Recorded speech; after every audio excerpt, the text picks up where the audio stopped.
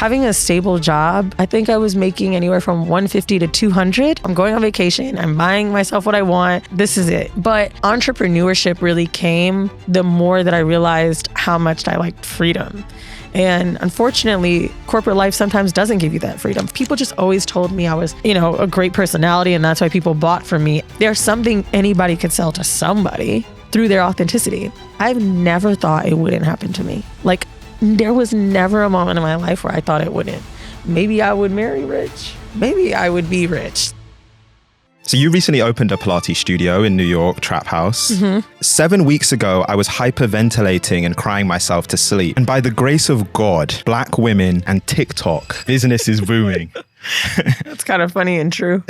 I've been depressed before. A lot of my I'm the shit talk today has come with dark times. We all have them. But you ain't gonna do it 2 days in a row. Why do you personally feel shame? Where does that stem from? I was like, I'm so grateful I get to see you with your dad, because I don't know if my dad will be at my wedding. And, people don't know what it feels like to be young and have an older parent. They just don't. Okay, today's guest is Weezy, and let me start by saying this. What you're about to hear is one of the most honest, unfiltered, and vulnerable conversations that we've ever had on the show. And so if you're listening to this video, and there's always been something that's holding you back from doing the thing that you want to do in your life, be it fear of judgment, shame, fear of failure, this episode is for you. And the reason why is because that's Weezy's story. Now, you may know Weezy for her podcast, Decisions, or the television shows, or even her new fitness studio, Trap Haus. They're all successful businesses, but the one thing that I learned from this episode is that before starting every single one of these successful ventures, Weezy was afraid and ashamed, but she did it anyway. She actually has a 3-step framework that she uses to get past her fear of judgment, shame, and negative self-talk to repeatedly build successful companies. She shared that framework in this episode. And then later on in the conversation, and I remember this vividly, she goes on to explain how anyone can make money through authenticity, how to build multi-million-dollar businesses by leaning into what makes you unique. And so that's also coming up in this conversation. I had so much fun recording this, so let's just get into it. So you recently opened a Pilates studio in New York, Trap Haus. And I was reading one of your Instagram captions. And you said, 7 weeks ago, I was hyperventilating and crying myself to sleep in fear that this investment may not work out. And by the grace of God, Black women and TikTok, business is booming. That's kind of funny and true. You know what? To begin, can you take me back to that moment 7 weeks ago? Like, take us behind the scenes. What is happening? What's going wrong at that time? Well, when we opened WTF Media, it actually required less money, and it was a PPP loan, and it was 50% of 2 people going in together. It was a little bit different. It wasn't as large of a stake as the studio was. And I just had more faith in WTF Media because Alex and I were podcasters. We had this backing already. I don't know. It was just a little bit different. And with the gym, I was like, I just spent $150,000 to open a business before buying myself a home. And when I tell the story about making that investment, it was 2 things I was going to do with it. You buy $1 million apartment in New York, right? That's your down payment. Or you start a new business. What am I going to do? What's going to be more fruitful? So it was like Christmas before we were opening. And I was in the bed, woke up in a panic. My boyfriend was next to me and I was like, this was so fucking stupid. This was stupid. I'm not a fitness girl. I'm not even in shape right now. I was overeating because I was so stressed about the gym. The people that can't eat when they're stressed out, happy birthday to you. What the fuck? Like, I can't stop. Yeah. And I started to see my bank account go down. I was like, holy shit. I'm the girl that doesn't really look. And now I'm looking. And like, I guess it was so scary because anything else that I've done is directly related to entertainment or podcasting. And that I know. So this unknown thing was such a risk. And so I kept trying to think, okay, and this was terrible, and I don't recommend anyone to do this. Okay, the machines are worth $25,000 each. If I sell them, I could flip them for at least 15. I'll make this money back when I go on tour from Horrible. So it's okay. I'll be okay. I'll be okay. And I'm literally planning what to do when the business fails. Mm-hmm. And when I saw myself doing that, I started hyperventilating because I don't talk to myself like that. Like, maybe some people could perceive it as arrogance, but like everything I want, I get. But for some reason, I couldn't speak that way about the gym. Mm. And it caused me to hyperventilate, have a panic attack. I had rashes all over my body, up to my eyes. Even the commercial for the gym, I had to put makeup on me because of how like stressed I was. And I just couldn't believe it worked out. I've already made the money back count. I don't even know how that happened in 2 months. The other thing that was really stressful was 2 people that I opened the gym with quit their jobs. Brianda, who's the COO, was working for Gary Vee. She quit her job. Jeff Blue, who's a fitness director, quit his job, has no insurance, quit his fucking job. And I'm like, oh, whoa. Whereas Alex and I were doing the studio as a side gig. So that felt easier to lean on. Now I'm like, this is me. I was literally thinking of how my income would be theirs. I'd go broke before I'd let these 2 people fail, you know? So I just couldn't believe it. I couldn't fucking believe it. Like, I was making plans on how to pay the credit cards back over 3 years. They're already done. And no, I don't know why it happened to me. I really do think God and Black women on TikTok, it's all connected. But it's also finding something that doesn't exist. You know what I mean? When we were doing some pre-production, I told you, I really feel like people keep creating the same thing instead of something different. And I think that was the 3rd time in my life. And 3 is the number of completion. Horrible Decisions was different. WTF Media is different. And this is fucking different. Yeah. Yeah. You know what? And I think it's such a relatable feeling, especially when you're doing something for the first time and something new, is we go into this like doomsday planning, I call it, where like you start just thinking about worst case scenarios. And if this goes wrong, then what am I going to do? And it like builds you up into this anxious like death spiral.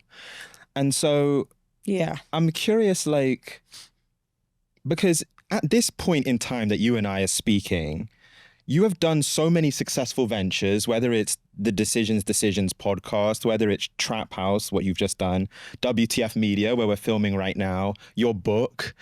But it's still that feeling of like something new and all this anxiety that comes with it. In that moment, when you're in bed, you're hyperventilating, you feel that tension. Where is your mind going that's like, I'm going to push through this? Like, we're still going to go forward with this. Because nothing is a fail when you do it. Like, that's really the push forward. You don't fail when you actually put it out there. The fail is it's staying in the drafts. That's the L. Like, I think something that's very laughable to me, I don't know if Jess Hilarious is off the Breakfast Club, but I saw a few tweets today going viral about how she didn't last, or she's this, or she's that. And I'm like, bitch, she got on the Breakfast Club. Like, are you crazy? How is it Angela Yee, when she left and got her own show? Some people thought that was crazy. Some people laughed at Charlemagne and Envy, but then it kept going, and she's doing great. Also, Angela Yee owns like mad buildings, juice brands, and Whole Foods. Like, people are just waiting for the crash. And what they don't realize is getting to the finish line is the best thing ever. When Mandy and I, said that we weren't going to be doing Horrible Decisions anymore, we did have a lot of people cheering us on for doing a show for 8 years. But at the same time, I saw everyone getting excited like they don't get along, blah, blah, blah. Like, what? 8 years of a show? How long have you been doing your show? 3 years. Can you imagine another 5 of this shit? God, let just someone buy the brand out. Like, it's a lot of work. Like, I've been in a relationship with this business longer than I have a man. So I think just putting the product out and successfully making something is it. Even for people listening that maybe have like a show idea that they've pitched that never got somewhere or never got picked up, it's just a yet. You know what I'm saying? Like, we really have to look at it like that. There's so many people that I've met that get wealthy later in life. And it's so impressive to me because most people that I hear complaining are our age. And like, I'm watching people at 45 years old put their first feature out. So I don't know. It's just this weird thing of like us constantly comparing ourselves. I think if we didn't have social media, we wouldn't do this. Yeah. And it creates this like this fear of failure through the comparison. And you know what? The end of that caption, you said, "By the grace of God, Black women and TikTok, business is booming." What's like that first moment of opening Trap House? Because you said you'd made your money back already, which is incredible. Congratulations. I can't believe it either. What's that first moment where you're like, this is actually going to work? Like, what was that first, like, what happened? You're like, okay, this is going to be successful. So we only have 11 spots in the class. And I kept thinking, this is too small. We don't, how, like, what if we don't fill this up? This is going to look so bad. The room is so small already. It hit me once there were people outside of the door on the wait list. That was day 4. And then I'm like, maybe they're just supporting us right now because we're new. Mm-hmm. Then the second week, all of the classes were filled. We didn't have enough classes to supply. That's when I was like, holy shit, this is good. And then the real deal for me was a comment on a video. "Hey, I'm Kay from NBC. We want to feature you guys." We were open for 14 days. And I'm like, holy shit, NBC? Another moment that let me know this was amazing was I was on one of the reformers. That's the Pilates machine, so to speak. It's not Pilates, it's Pilates inspired, but there was a girl next to me that was like, "Oh shit, Weezy, what you doing here?" So I'm thinking she's saying it to me like I'm too busy. I was like, "Oh girl, I'm just da-da-da-da." She was like, "Nah, this shit fire, right? Like, this your first time?" And I'm like, oh my God, she doesn't know it's mine. When something got bigger than me, that's my own ego, right? I'm just, everybody knows I'm about Trap House. That felt so good. And I remember a friend of mine who made a movie once told me that he was on a plane hearing people talk about the movie. And he was like, and they recognized me when they got on the plane. He was like, they don't even fucking know that's my shit. Dude, that's what I want. Yeah. I want to have my hands in so many things. I just interviewed 2 Chainz. This nigga told me he was an early investor at Airbnb and Instacart. What? Like, who's thinking of that? Yeah. That's the type of thing that I want. You know how white people rich and don't nobody know who they are? Yeah. That's what I want. Now, unfortunately for us, people know our faces, so we're kind of past that, right? You kind of have to use your cachet to get something to pop. But like, that's the goal, is to live life simple, making and creating cool things and being in the background. Yeah. You know what, we're going to get into your story because I think it's so interesting and there's so many ups and downs and I want to share it with people. Before we do though, I heard you on the Breakfast Club actually talk about kind of the origin of Trap House and like how you even came up with the idea. And I just thought it was such a good story of like your inspiration behind it. Can you share that with people, like where this inspiration for Trap House came from? So I think beyond that moment, there was a moment where it happened and I named it that day. I knew I wanted to start something in fitness years before this. I even talked about it with Alex. I was going to a studio in LA and I was like, we should franchise this. And I talked about it with the director of WTF Media, like, should we do this?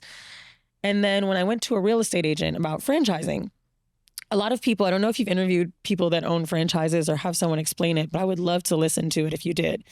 The franchise for this particular boutique studio was $50,000, the fee, and then 10% of whatever I make.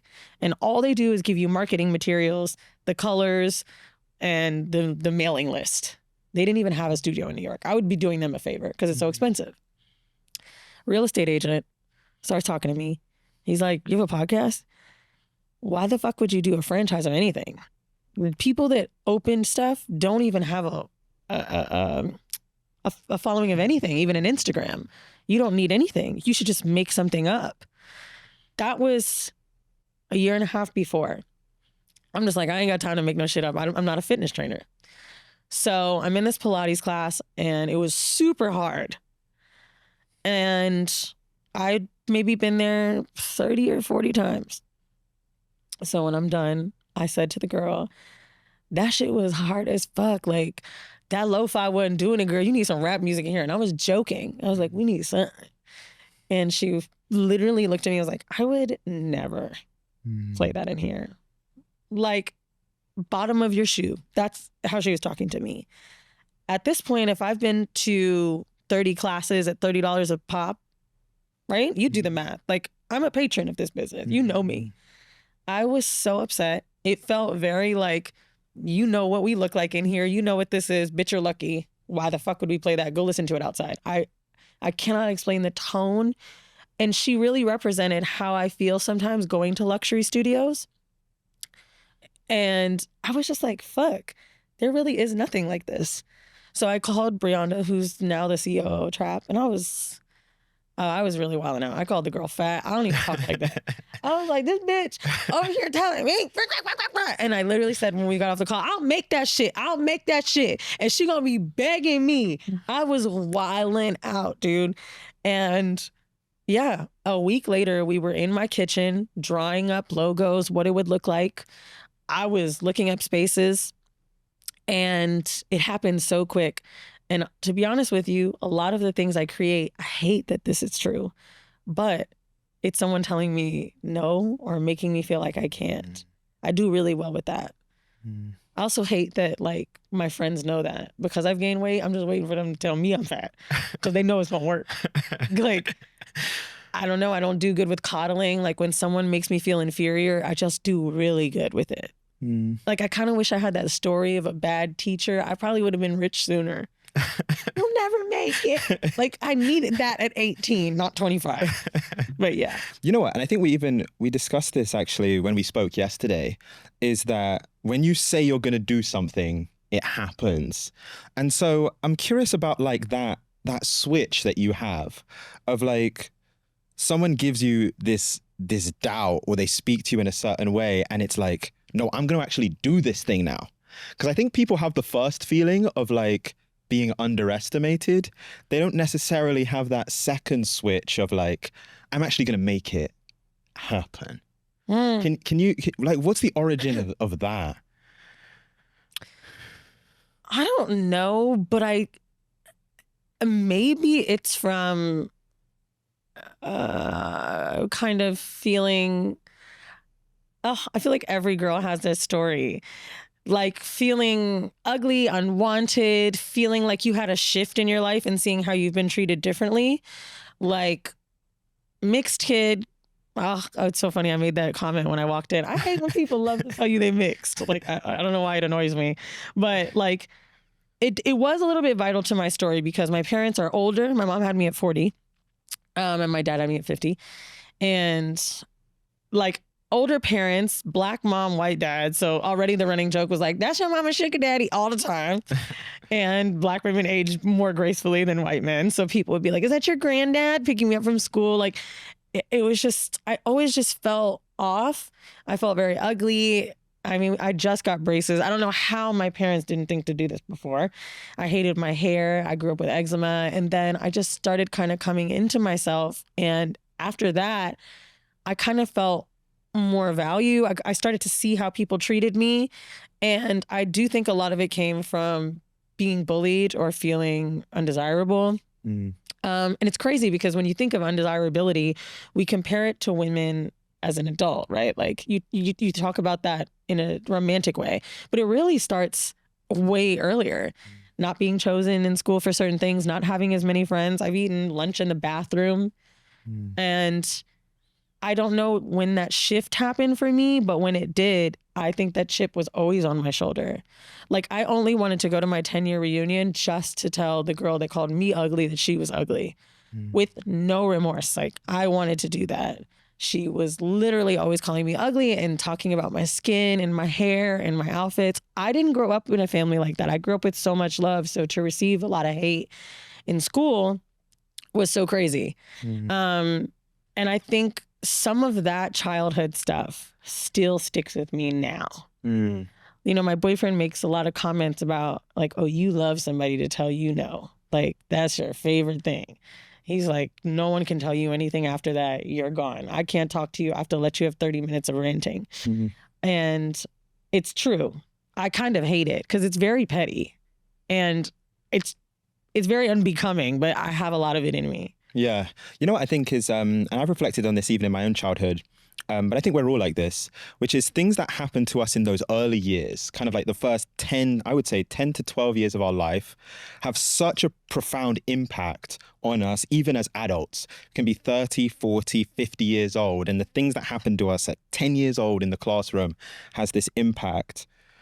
I'm curious for you, you spoke to it being bullied or feeling like the odd one out. At that time, though, when you were 10 years old, like, what was the impact in your life? Like, how did it feel to you at that age? Oh my God, I was so depressed as a kid. I really think my mom would hate hearing that because she felt like I was a happy kid and felt like she raised me right. But it was very embarrassing because you don't really understand depression when you're a kid because no one's identifying depression in kids. But like being stuck on the computer all day, not wanting to leave the house, retreating to yourself. I was also an only child. So there's that. My parents are older, so what young cousins do I have? Like my cousin, I'm 33 right now, 34 in a few days, but he's 50. Like there's no one really around your age. So I think that impact for me just kind of kept me more to myself. It gave me a lot of little weird quirks that I still kind of have. I talk to myself a lot or over talk because I'm so used to whenever I get the chance to talk to someone, I'm just, you know? And I don't know. I think community is so important. I also blamed my mom for a little bit, not anymore, because it's not her fault. You put your kids in the best school you can. When I was very young, my parents were putting me, and at that time they had a lot of money, in private schools, and there were no other Black kids. So I already looked different. This is uncomfortable for me, but you're not thinking about that because you're thinking about giving your kid the best. You're not thinking about how they'll assimilate or how left out they'll be. So that was tough. And it's funny because my mom made this joke about how when I was 13, I wanted to go hang in the projects. Like, oh, I had to go find her and sleeping at her friend's house and blah, blah, blah, blah, blah. And it wasn't I wanted to hang in the projects. These were my friends. I wasn't making friends with the kids you thought I would. You didn't want me to hang in the projects, but there was no other place to go. These were my friends. I wanted to go to their home. This is a normal thing for kids. You just didn't want me over there. You thought I would make friends with the kids that live in, whatever gated community. And it just didn't happen that way because I didn't fit in with them. They didn't want me around. You wanted that feeling of belonging. Yeah.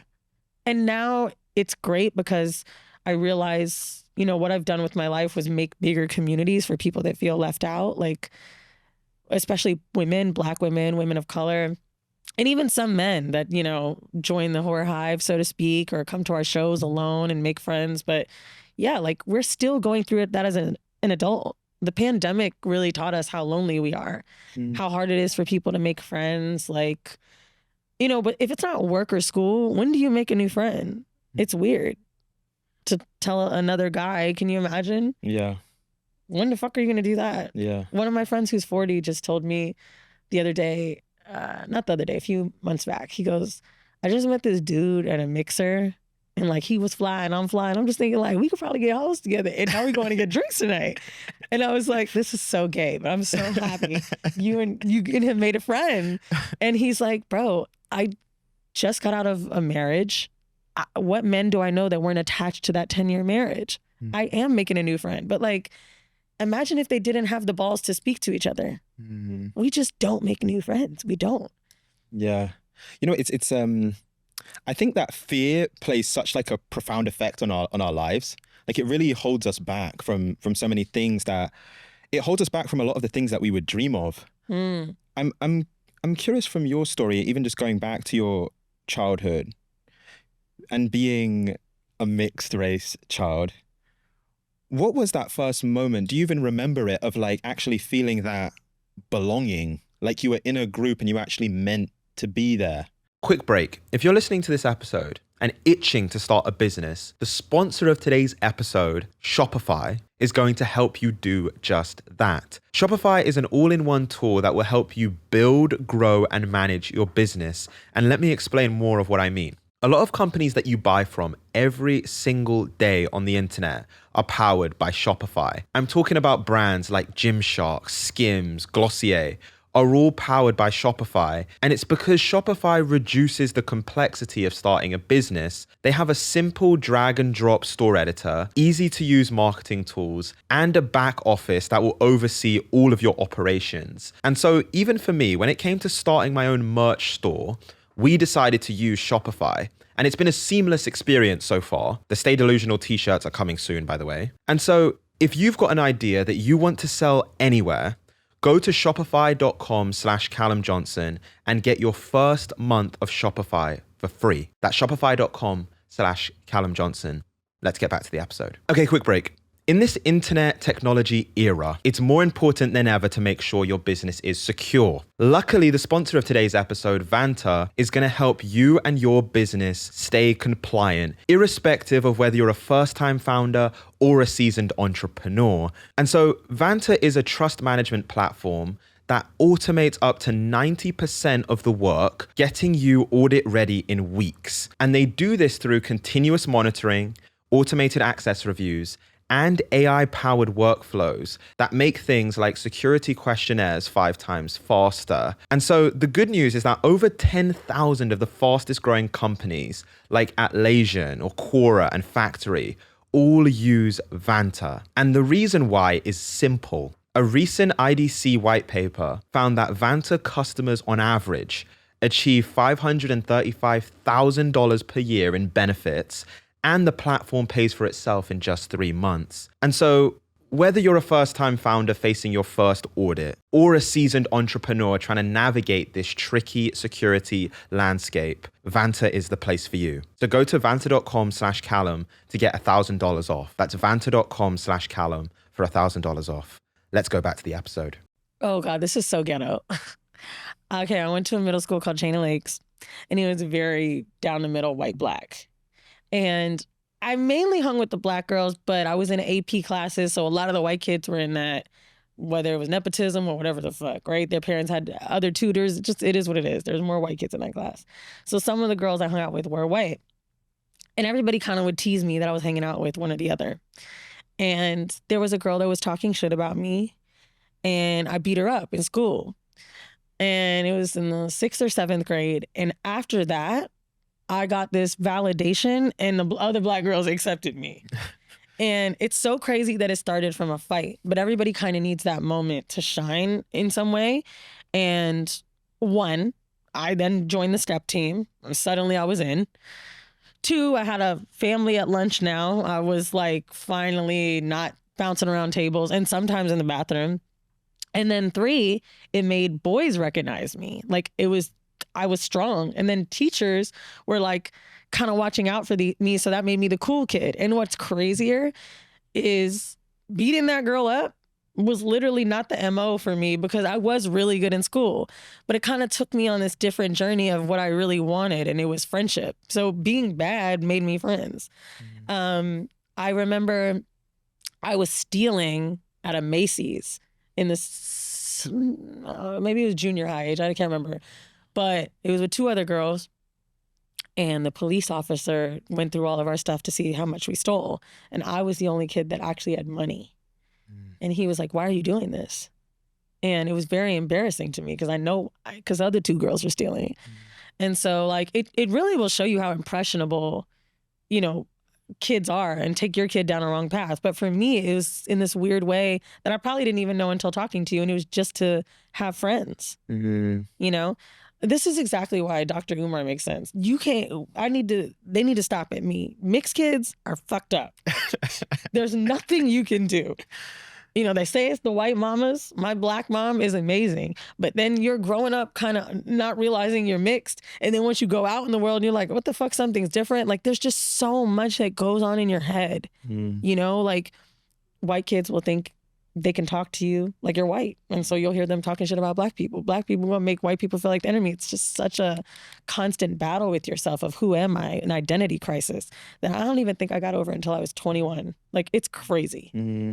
I really feel for mixed kids out there. Yeah, it's interesting because my mum is mixed race, and she's spoken to that dynamic of like you don't feel fully part of either group. And I think especially when you're a kid and you're trying to build your confidence, it's especially isolating to not feel naturally part of either group. Because when we're kids, we just want to be part of the group.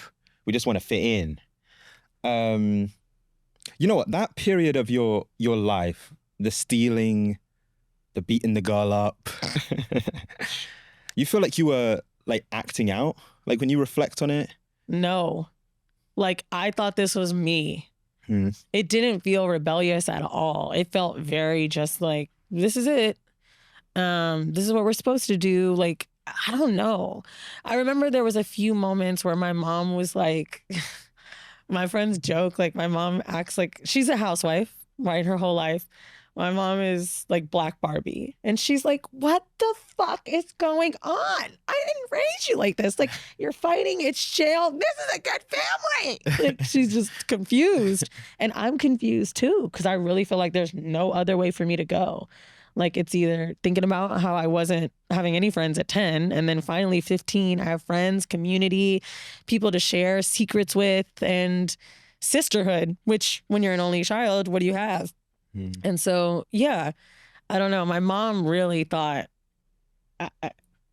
thank God life changed for me, because I never ended up pregnant. I mean, well, let me take that back. But I never had kids. I'm just saying I wasn't that terrible, but it could have went the other way. Yeah.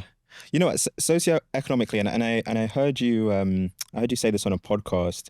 You said, I grew up privileged. I grew up with nice things. My first car was a Jaguar.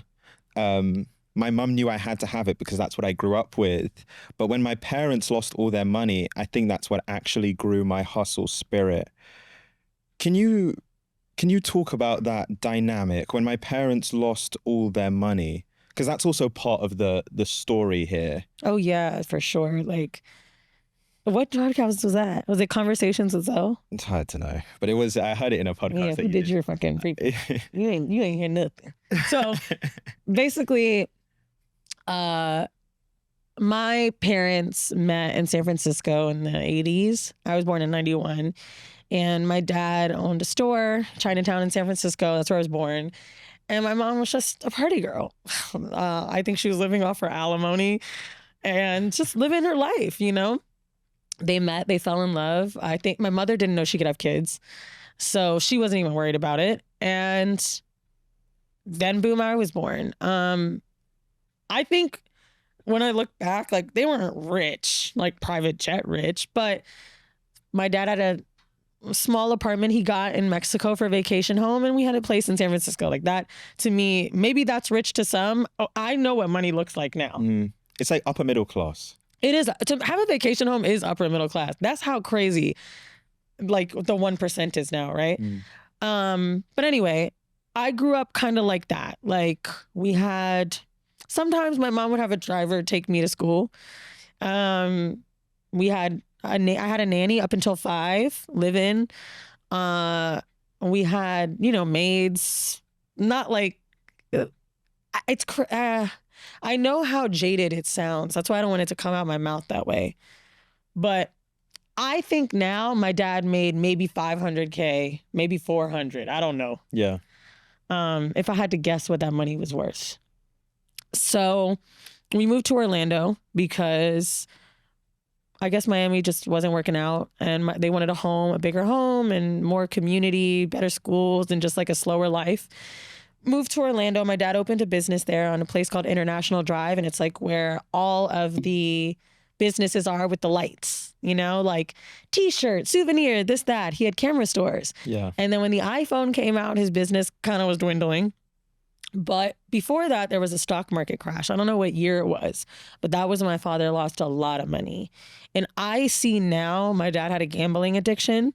And so I believe that's how he lost money in the stock market. So I just started to see life change even around 13. things like pawn shop. I don't know how I knew the name of Cash America Pawn, but I was sitting in the car and I remember there was a nail place next door and something else. My mom would be in there for a while. I don't know what she was doing. My dad and her would argue a lot about checks she would write and how he didn't have money to cover them. Their vacation home got foreclosed and like things just started to change. And I got to see how life changed, right? So it was very much kind of the things that we could do that were like whatever, and how sad it was when you couldn't. And I have a very loving family. So it's not like I wouldn't have grown up happy if we had less. It's just to see your life go down, to see my mom's friendships change, to see how embarrassed she felt. My mom was like president of the HOA or something. And then when you can't pay your fees, everybody's talking about it. You know, you're the only Black woman. So I know that feels like shit. And then, yeah, by the time I got to graduate high school, they lost their home around that time. And I just remember feeling so sorry for them because I can't imagine how that feels in your older age. That's when you're supposed to have more money. So I was in a relationship at the time with a guy, pretty abusive at 18, but he had money. He was a tax accountant and he owned his own firm, young, Black, doing well, but just a piece of shit. And I thought because he was taking care of me, it was what I was supposed to do. You know, my mom was a housewife, so whatever. If he yells and he screams or grabs me, maybe that's what you go through. When I finally got out of that relationship, I realized like, okay, because my dad is not like this. I can't be with a guy for money because my dad's like one of one. You know, I've never seen my dad raise his voice to my mother, raise a hand, and he's not soft. He's just patient. You know, he's considerate. He's literally masculine to me because he doesn't do those things. So I just felt like men were the enemy after that. And that's when I learned the only financial freedom you have is not from a rich guy. You have to be the rich guy. And seeing them lose that money, I just knew I could never experience that. Financial security was such a big deal for me. Like, I was very embarrassed by what happened to my parents. I hate that they know that. Like, I hate that they know that.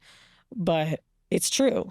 You know, like watching someone in their older age be backed up on bills, like have nothing for themselves. My dad had a stroke that left him unable to work.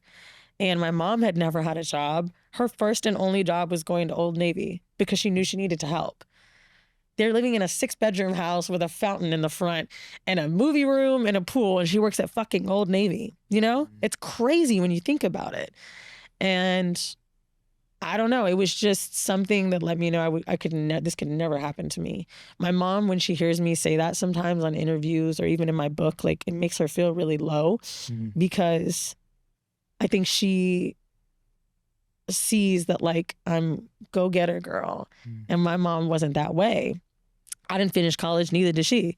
And I think sometimes she gets upset because she feels like I'm putting her down for that. When in reality, I'm not at all. Like, I think the reason I make money from this personality is because I'm just like my mom. I would sometimes go places and people would be like, are you Jules' daughter? Because we act the same. So the way that I make money is everything that I am, you know? If my mom had a job, how could she have poured into me? Maybe she would have been too fucking busy. In the quote, you mentioned the hustler's spirit. And even when you were talking just now, you spoke about you were embarrassed. You felt embarrassed by what had happened to your parents. And I think the use of language is like interesting. Like even like words are interesting. And so you say embarrassed. And when I think embarrassed, I think about like shame. Yes. And so like why is that feeling of shame at that age? Like, why do you personally feel shame? Where does that stem from as the dominant emotion or feeling that you had at that time? Because when you're a kid, you're not worried about your parents or their bills. I'm embarrassed because I'm living a certain way too. I'm talking a certain way. I'm living a certain way. I'm grown up thinking I have this kind of life, and I really don't. I'm embarrassed for the way that I've carried on with no humility. If I didn't have any, I don't think I was that terrible. I wasn't a shitty kid, but I'm embarrassed for them because I know I could hear my mom on the phone. You could just feel the energy. My dad was so stressed out. Like, I really never want to have that happen. I see my dad now in his late 80s talking about things from 30 years ago, decisions he could have made. My dad has slight dementia. I was playing checkers with him the other day, and he literally was like, I could have invested in Apple. I remember when so-and-so told me, and I'm like, what the fuck is he talking about? But that's how much you're angry with yourself. That doesn't die. You live with that. I hate seeing him go through that.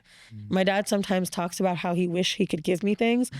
I wish he knew how much I have, But that's the thing. When you're such a man, when you're such a provider, and you failed, or when you feel like you failed, which in reality, of course my dad didn't fail. I just watched an entrepreneur do this whole thing. Look at me, right? But he feels that way. So I think with loss comes so much shame, and I got to watch it. So I just felt it for them as well. Even when they left their house, just to be so proud of this dream home, and now you move into an apartment, you're just like, what the fuck? Like, it's difficult. All the neighbors are watching it happen, talking about you. Now, granted, this is such a skewed perspective. Does it really matter? But yeah, it does. People could say things like, why do you give a fuck? If you're a housewife, just have some empathy here. A woman that's got her husband, her kid, this is her life. Homeowners association meetings, events with friends, you lose everything. You lose your neighbors, your community, your friendships. You lose your dignity because they're all talking shit. You lose your home. Like, that's a lot, dude. So I really felt embarrassment for them. Maybe shame is a better word, I guess. Yeah. You know what? Even when you speak about the effect it had on them, I can still see the emotion for you, even now, speaking about it. I'm curious to understand that, and I'm curious to understand what that created for you, because, and we even spoke about this yesterday when we spoke, this like motivation, this drive that you have, how much of that is informed by that experience and that feeling of like, this is what happened to my parents. Like, my parents had to feel like this. It's interesting because I think I had a therapy session about my relationship with my co-host, Mandy. And I think she said something on the Breakfast Club, our first interview, where she was like, I'll never go back to a desk job. And I said, well, I don't care if I have it. But Mandy was talking about how great it feels to have financial security because she had never had it. That's a big part of her story. Where my gust, I feel like, for this life is I had it, lost it, got it back, and I'm never going to lose it again. Like, I know what it feels like now to go down and up.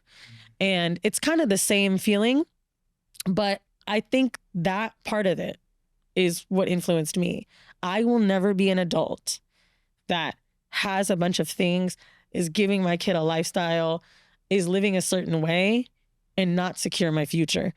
Not saying my parents did the wrong thing, because who knows the stock market's going to crash? You're living your life like this for 20 years. Who fucking knows? Who knew COVID would happen? I could be talking a big shit right now. Trap Haus, WTF Media Studios. I have to pay all these rents. Like, what's going to happen to me? I don't know. So I think it's just not preparing for that next phase. And yeah, financial security is something super important to me. Like, for example, I recently said this in terms of dating. I don't really care if I dated someone making less than me, as long as I knew that was exactly what they were going to make and where it was going to go. Like, I need to know that. It's never going to go down. It's always going to go up. Like, but you ain't going down. Like, just the security of knowing how much do we have. I'm not scared of any number, but like, what is it? So that to me is security. You just want the certainty. Yes. Like, that makes me feel way more comfortable in how to carry on with life. Yeah. You know what's interesting, actually, as I got into your story is you mentioned your dad was an entrepreneur. And so you obviously grew up seeing your dad running businesses. And then when it comes to actually the beginning of your work life and career, you actually have a corporate job. And I thought that was interesting because a lot of the times you see, especially with the personality that you have, you think, oh, they're going to start a business straight out of the gate. but you actually took a job. Like, talk me through that chapter of your life, moving to New York, taking a corporate job. Before I moved to New York, actually, so my corporate experience started before that. I still feel like I'm a saleswoman though, but my dad is a salesman. I'm a salesman still. And so I started working I was doing mad jobs. I don't even know. But my main job was selling at a place called White House Black Market. And a woman came in and she planned to spend 150. And I was like, girl, you think you are, but you really gonna spend 300. And it's because $300 was what you had to sell to get commission. So she's like, no, I'm not. And I was like, okay, well, if I bring a bunch of dresses and they look cute, we're gonna spend 300. So when she left, she did spend that money. And she said, I want you to work at T-Mobile. And I'm like, why the fuck would I work with phones over clothes? Ew. Come to find out, base salary is like 50 G's. I'm like, what? I'm getting 19 making this money. So I was selling so well that they ended up having me train the entire state of Florida. And then following that, I started to see what people were making in New York. I was making almost 80 or 90 before I was 21 years old, which is crazy, just from selling. Actually, one of my favorite stories about my dad is when he came into my store in the mall. He comes in and you know how like Black Friday, there's buy one, get one deals on phones? Yeah. And my dad's old school salesman. So he's watching me sell to this guy. And I'm like, yes, if you buy it right now, you get the next one for free. Whatever. The guy ends up doing it. My dad's like about to cry. And I never see him get emotional. And he's like, oh my God, you learn from me. You learn the business. Everything is today. You sell today. I am so happy. I'm like, yo, it's really buy one, get one free. No, no, no. And he was the guy that had going out of business sign all year round. And he thought I was cheating the customer because I learned it from him. And that shit was funny to me. Like, oh, he was so excited about it. So my dad was kind of a shitty salesman. But, you know, he made his money. And when I ended up moving corporate to New York, a lot of people were surprised that I worked as selling tech. Oh, when they met me, they're like, what the fuck? Mm-hmm. I think it just didn't match the look. I think I just didn't care. I just knew I wanted money and I wanted to live a certain lifestyle, and that was what would get me it. But if someone walked in and said, hey, you can sell refrigerators or whatever, and it would be more money, I would do it. I just was passionate about selling, client interaction. Like, I loved all of that. But I will say it's crazy to think I work in entertainment now, because my mom told me when I was a kid I wanted to be a talk show host. And I remember now, it was Jenny Jones, which is not shooting for the moon, by the way. That's kind of nuts. But yeah, when I ran into Mandy after years and we decided to do a podcast, I still didn't think that was going to be entrepreneurship. Having a stable job, I think I was making anywhere from 150 to 200 by 25 years old. What the fuck am I going to like leave this life for? You know, I'm going on vacation. I'm buying myself what I want. I'm eating what I want. This is it. But entrepreneurship really came the more that I realized how much I liked freedom. And unfortunately, corporate life sometimes doesn't give you that freedom. For some people, it does. Remote work, they're on the computer all day. It ain't your job. Fuck it. You clock out when you clock out. Because entrepreneurship is, you know, is around the clock. The corporate life, I think, gave me some of the business acumen I have. But I love that it's a part of my story, because I don't know if I would have gotten respect as an entrepreneur without having that background. I've found that many times, I don't know if it's youth, blackness, being a woman, people feel like I'm lucky sometimes for what I have, instead of believing that I actually have put work in, or that I've been in boardrooms or done certain things or know how to handle myself in a meeting, or I don't know, whatever it might be in that world. Because this entertainment industry seems like people just had it happen to them. But I really do believe that I was able to get past a certain level of podcasting or whatever it might be because of that corporate background. It's like you have the pelts on the wall. Like, you really have the, you've proven yourself in that sense. Like, you put the work in. You know what? If you take me, because you mentioned you're making 150,000 to 200,000 before the age of 25. And I'm curious, because we even got the context on your childhood and how you grew up. I'm curious how that feels to you at that time, seeing obviously that your parents at one time had money and then losing everything. And then for you personally, you spoke about the shame that you kind of felt around that. Now you're 24, 25 years old, earning 200,000 a year as a woman living in New York. Like, how does that, like, are you feeling on top of the world? Oh my God, 2016 too. And I had a sugar daddy too. Let's not even. So a sugar daddy was paying my rent, which was $6K at the time. He wanted me to be in some high rise. He was crazy. $6K rent. I had no rent and I was making that much. Oh my God. Like when I tell you the shit I was buying, I want to go back now and take it back. But it was just so freeing. It was so exciting. It felt very destined to me because my dad was always telling me like I would be rich from my selling skills. It felt, ooh, this sounds kind of cunty, but like there was no other way. I've never thought it wouldn't happen to me. Like there was never a moment in my life where I thought it wouldn't. Maybe I would marry rich. Maybe I would be rich. Like I just always felt like I would have it. I believe it's because I really do believe I'm someone special. I've been places where people just start talking to me for no reason. I've walked, there's a memorable moment for me I have at Melrose Trading Post. It's a flea market in LA. A lot of people love going there. I was buying something and this guy said, "Are you famous?" And I was like, "No." He goes, "Yes, you are." I was like, "Why do you think I'm famous?" He's like, "I don't know. I just feel something. Maybe you're not famous. Maybe people just like you. But I know when these things happen and I get energy." We didn't even speak. And I think when people have experienced that their whole life, being well liked or being a good person, you're really fucking used to things coming to you. And I believe that wholeheartedly. It's not hard for me to get buy-in. I hope there's someone in these comments that will validate what I'm saying. They're saying, "Never heard of her, but I like her." Like, I don't know, authenticity when it's real to you and you're not trying, you just keep having these experiences.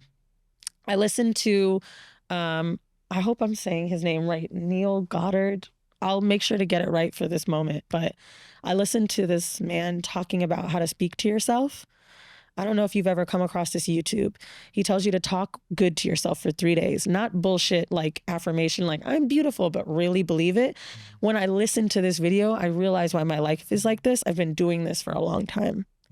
For a long time, I have. Even I've had broke moments, by the way.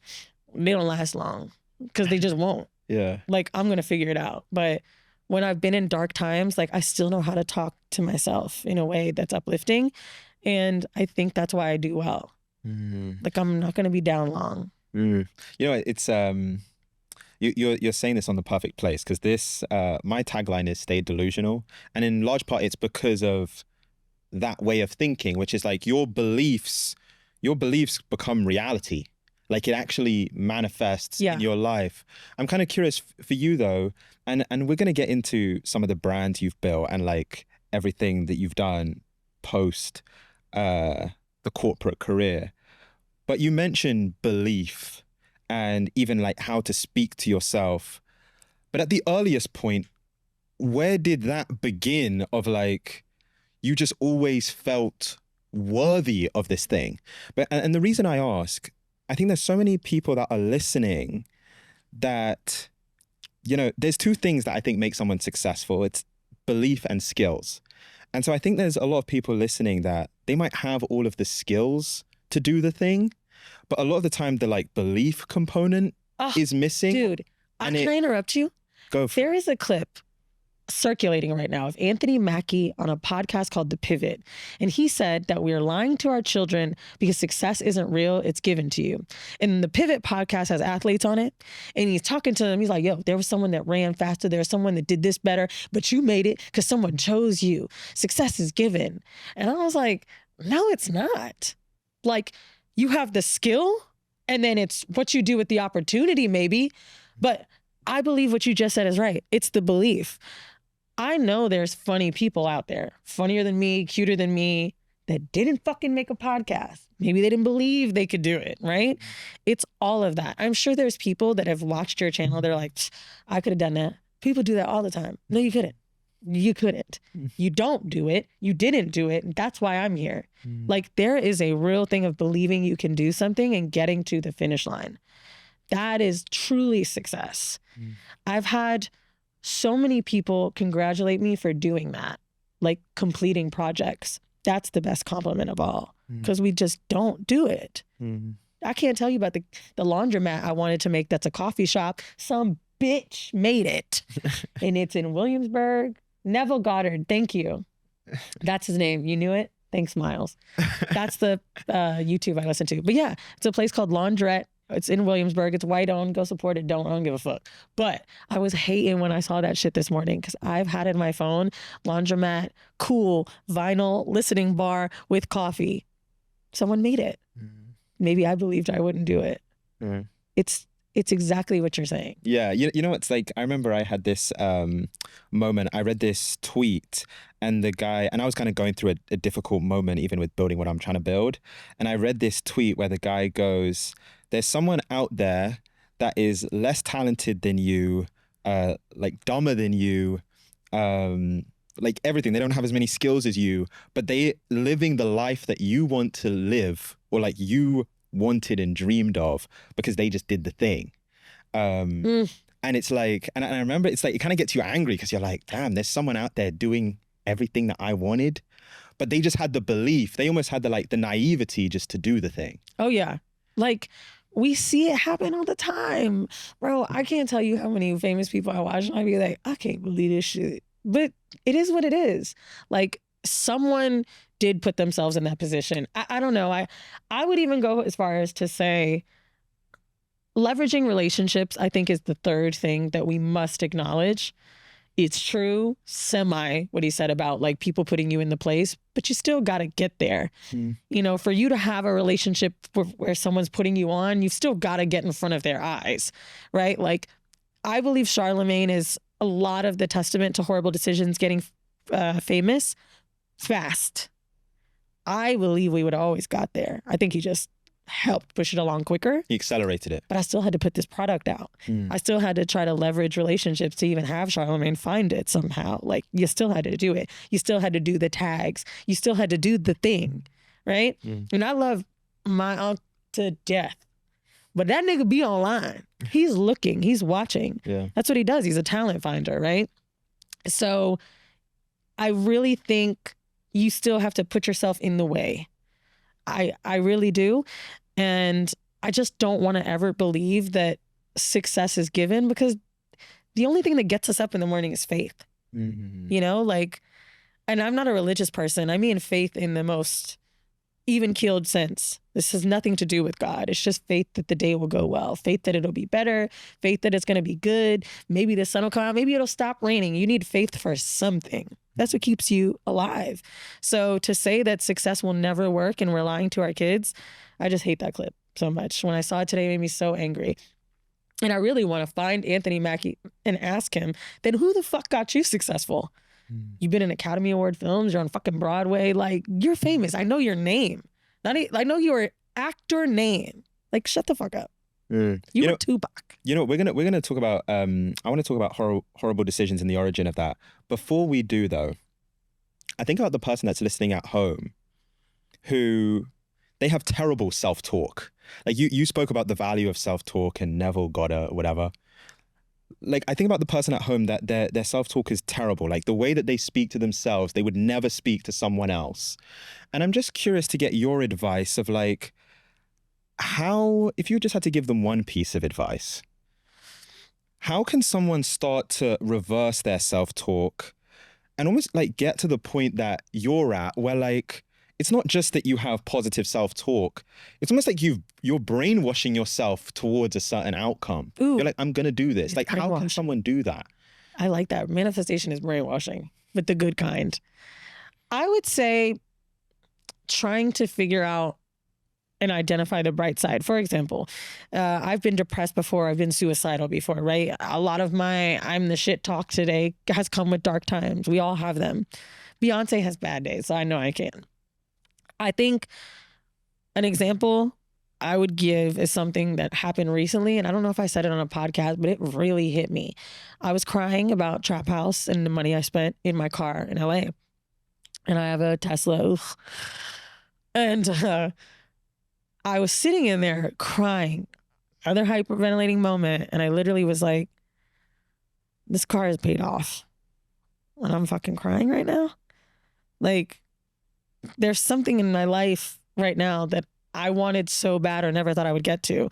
I had a car where only 2 of the doors opened before in Orlando, you know, like, and I'm sitting in this paid off car, and maybe your car isn't paid off, whoever's listening, but maybe it's half.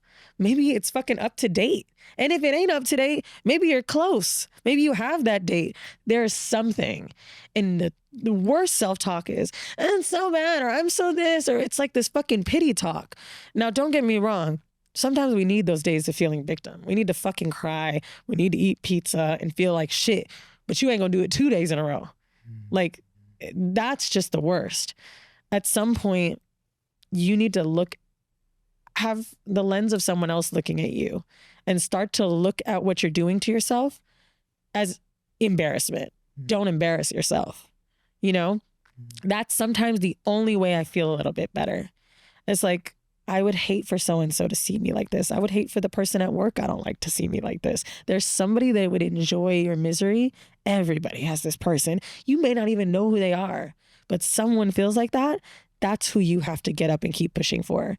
And you need to start taking that shitty self-talk and flipping it. If it's weight, which I find that a lot of women at my age who are just always complaining, I don't know. I am smaller than I was in December. I am. We got to clap it up for that. There could be a small choice you make that's different. Let's just say, keep on the weight thing. You know what? Tomorrow, maybe I'm trying intermittent fasting. I keep seeing it on IG and TikTok. I'm going to fucking do it tomorrow. I'm just going to do it. And there just has to be a starting point. Not complaining that you haven't been doing anything, but just starting. My friend, this is not in a name droppy way, but I really like him a lot, Van Lathan, and I hold him in a high regard. And he called me talking shit about someone we know. And I loved this moment because he said something that I have been saying forever now. But to know that he saw this person that way, the person did something very embarrassing in a way that would almost get them canceled, right? And Van said, I can't fucking believe I'm watching this shit. I can't fucking believe I'm watching them do this to themselves. Get more clicks, get more views. And you know what? The last time I spoke to them, they had so many ideas. And I ain't never seen a motherfucker take so long to start in my life. How dare you get online and have everybody watch you and have nothing to sell? Get a fucking t-shirt. And I was like, oh my God, it was so mean, but it was so real. Mm-hmm. And him and I talk once or twice a year. And it was so impactful for me because I wanted to bring up his name because Van Lathan is here. I'm assuming that person's calling and telling all those ideas so you can help them. And I know he gave them gems. And he's still watching you not do anything. I would hate for someone to talk to me like that or think that about me. And so I just pretend in most scenarios that Van Lathan is watching me. Mm-hmm. I never want to be the girl that didn't start. And so for the person that has bad self-talk, nothing is wrong with what you didn't do. Just fucking start. Yeah. You know? Yeah. You know what I love that you did? You actually gave like 3 steps of how to go from negative self-talk to positive self-talk. I was listening very closely. The first thing is like the reframe, which is we have these events that happen to us in our lives all the time. They're not actually intrinsically positive or negative. They just happened. A lot of the times, especially when we're in a negative state of mind, we perceive it as being negative. But like the thing that you were doing was like, even with your weight, it's like, instead of being like, oh, I've gained this amount of weight, I don't know, since I was 21 or whatever, you reframed it to, oh, but like since December, I'm actually down. Like you took the same event and reframed it to something else. So that was step 1. Step 2 was actually taking yourself out of the situation, which I think is incredibly powerful because we're so personally involved and we spend so much time thinking about ourselves, the most powerful thing you can do is actually draw yourself out of the situation. Think about it from someone else's perspective. Maybe even the person that would be your like biggest hater or your biggest critic, and using that for motivation into step 3, which is, and I'm such a big proponent of this, which is why I'm happy that you said it, is I'm such a big proponent of step 1, of like, what's the first thing you're going to do? Because at the end of the day, it has to get out of your mind and into some action. And it's so easy to say. I know someone listening is like, but you just can't get over that hill. But it's just the fucking day that you do it. It's like when you stop going to the gym, and we've all been there. I don't give a shit if you're juiced up, the most fit person. Everybody just has that time where they stop going. And then you're like, I'll go tomorrow. I'll go tomorrow. If you don't fucking go that one goddamn day, you're never going to go. You just have to make the choice. And the thing that you hate can't weigh you down that much. You have to love yourself that much more. Like, it's a lot of love. I also want to just say I have really bad ADD, and I love hanging out with smart people, because I don't know how you turn that into a 3-step program. Like, I really don't. And a lot of my friends have ADD too, so our conversations are just like, and we need like a transcriber at the end of it. I'll be the transcriber. No, I think it's so good. And I remember someone said this. I think a lot of successful people that I've seen, they really limit the amount of time from having the thought to taking the action. Like that space in time. Elaborate.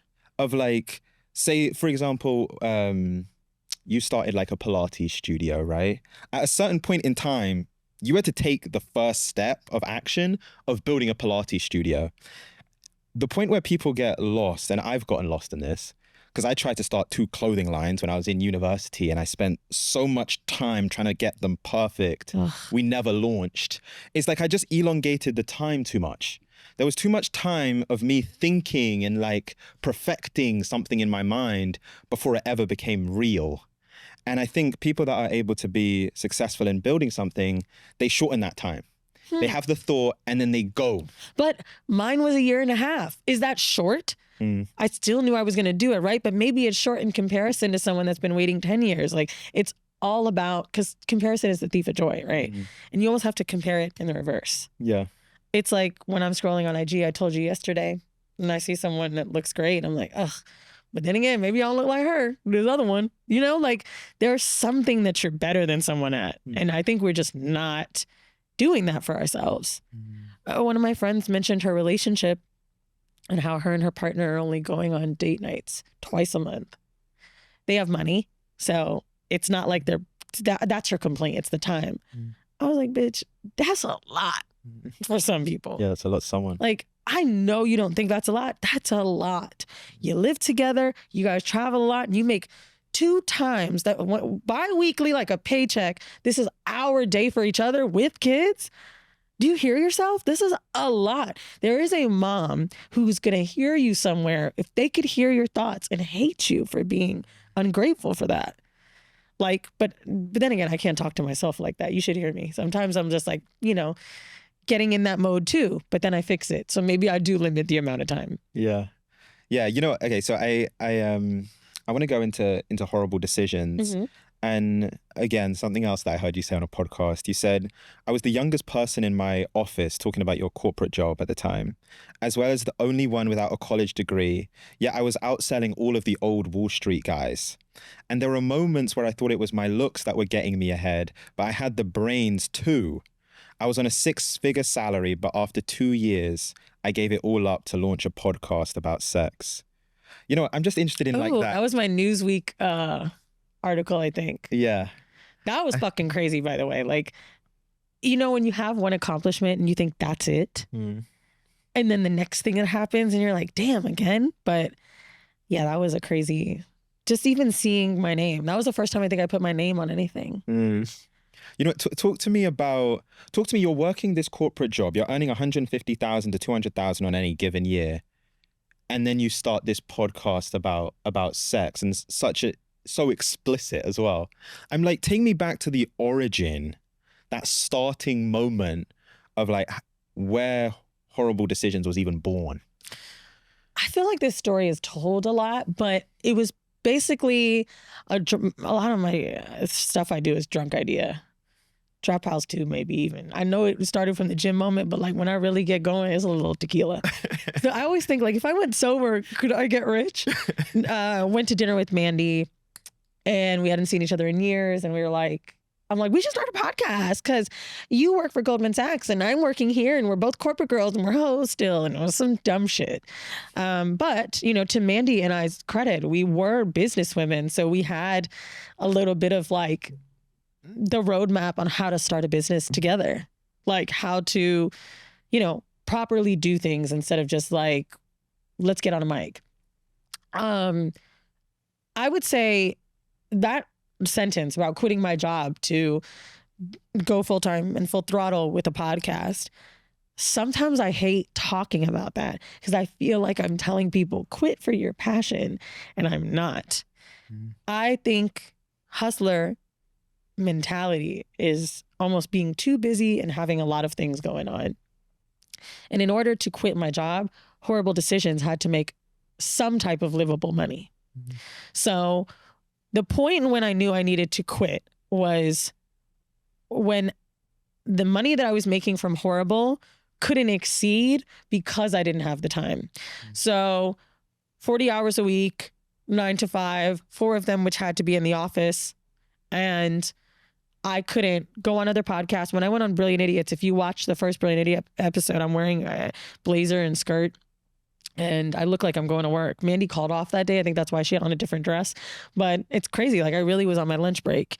That helped blow our show up at the time and get us some audio numbers. I couldn't have done that with a day job. Like I was really almost getting fired. Like going on tour, I was coming in the office with a suitcase, leaving, coming back on Monday with a suitcase from touring. We toured ourselves. I was just getting to the point where I couldn't feed into this business and give it the energy and love it deserved because I had a job.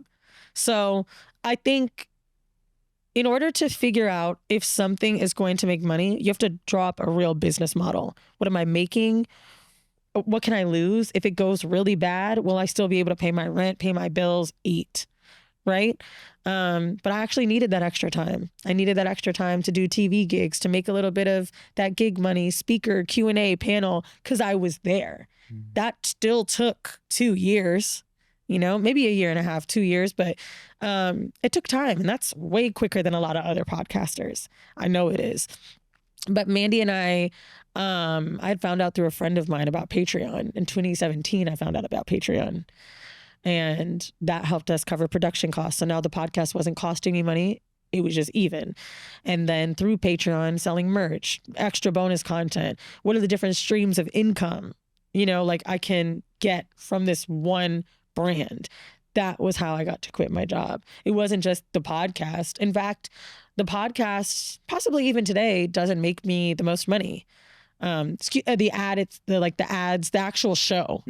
It's more of the additives, crowdfunding, live touring, etc. But Black Effect pays us handsomely. I will say that. More than I even made in my regular salary. They do. Thank you.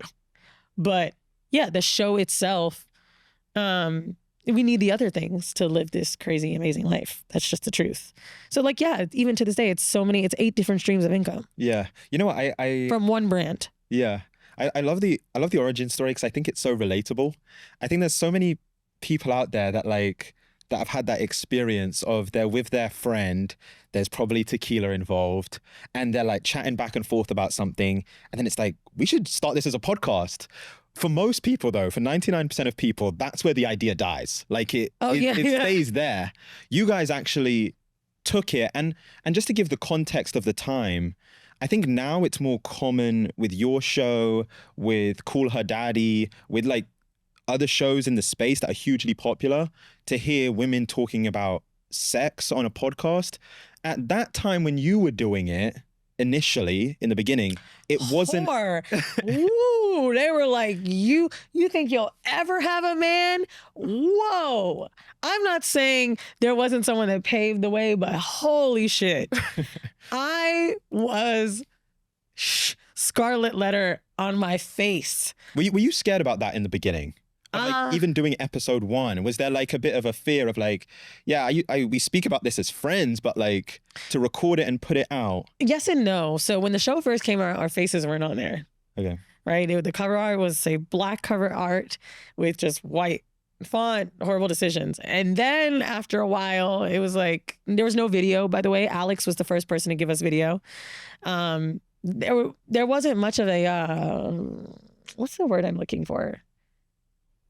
I'm trying to find a word that would describe like repercussion. Like I wasn't, there wasn't like a footprint for you. Like, yes, it wasn't like your... I wasn't that scared. Like, yeah, who was going to find me? And then when the show started to blow up, that's when it got scary. I was selling tech, Ethernet and SIM cards and shit like that to different businesses across Manhattan and the Bronx. That was my territory. I went into Kith. They wanted to install Ethernet on their new store on Broadway at the time.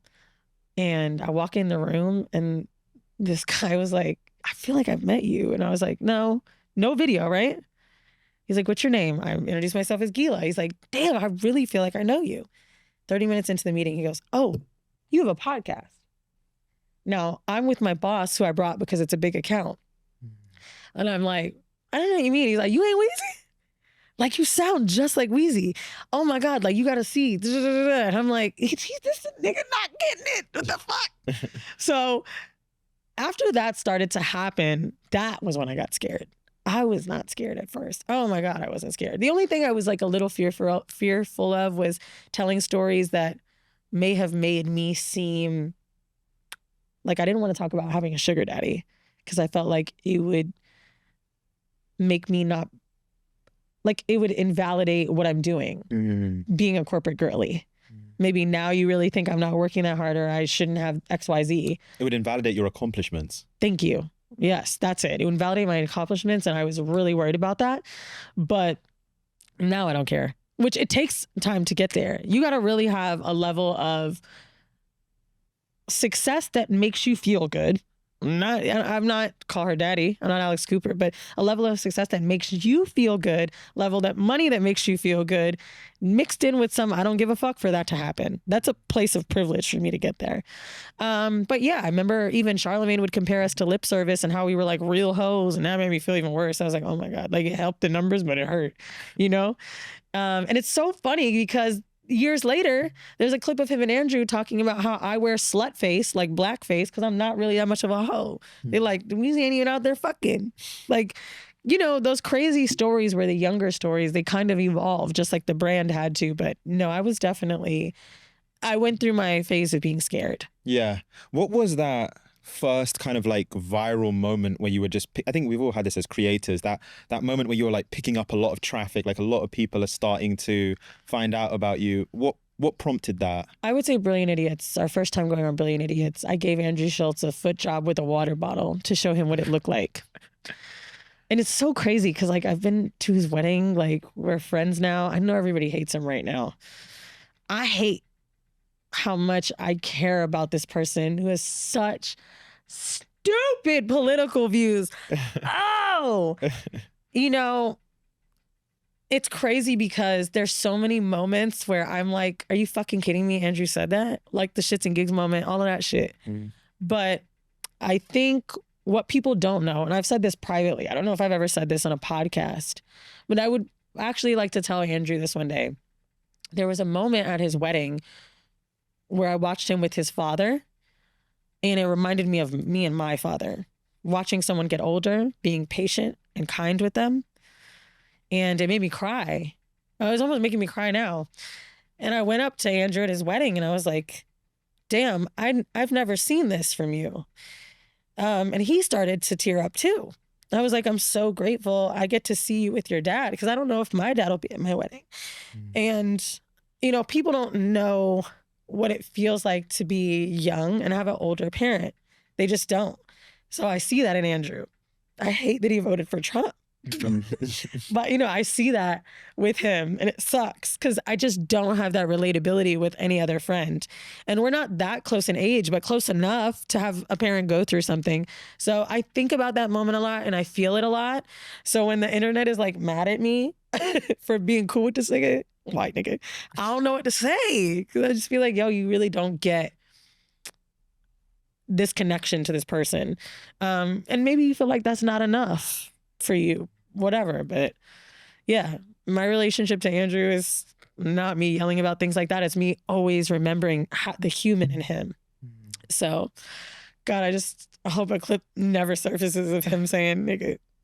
Like, what could he not come back from? There's a lot, but Uncancelable. well, he think he is. Uncancelable. Black girls don't. You know what? With horrible decisions, in your mind, like reflecting back on it now, you said you've been doing it for 8 years. What makes that show successful, especially in the early point when you guys are picking up a lot of numbers? You talk about touring different cities. Like, when you think about it critically, like, why was that show successful? Easy answer.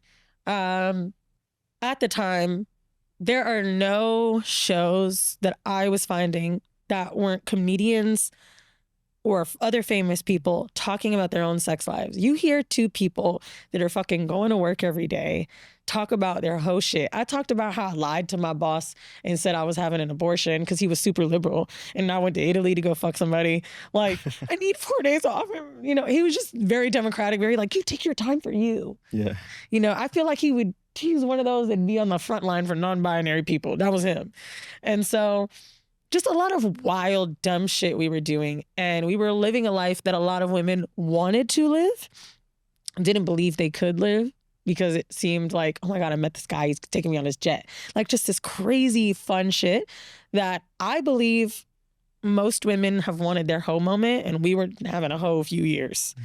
And very unapologetic about it. Very earnest about how things made us feel, how experiences were. I was also dating a woman for quite a bit of the show. I was in a throuple before it was cool, you know, like 2018 or something, 2019 maybe.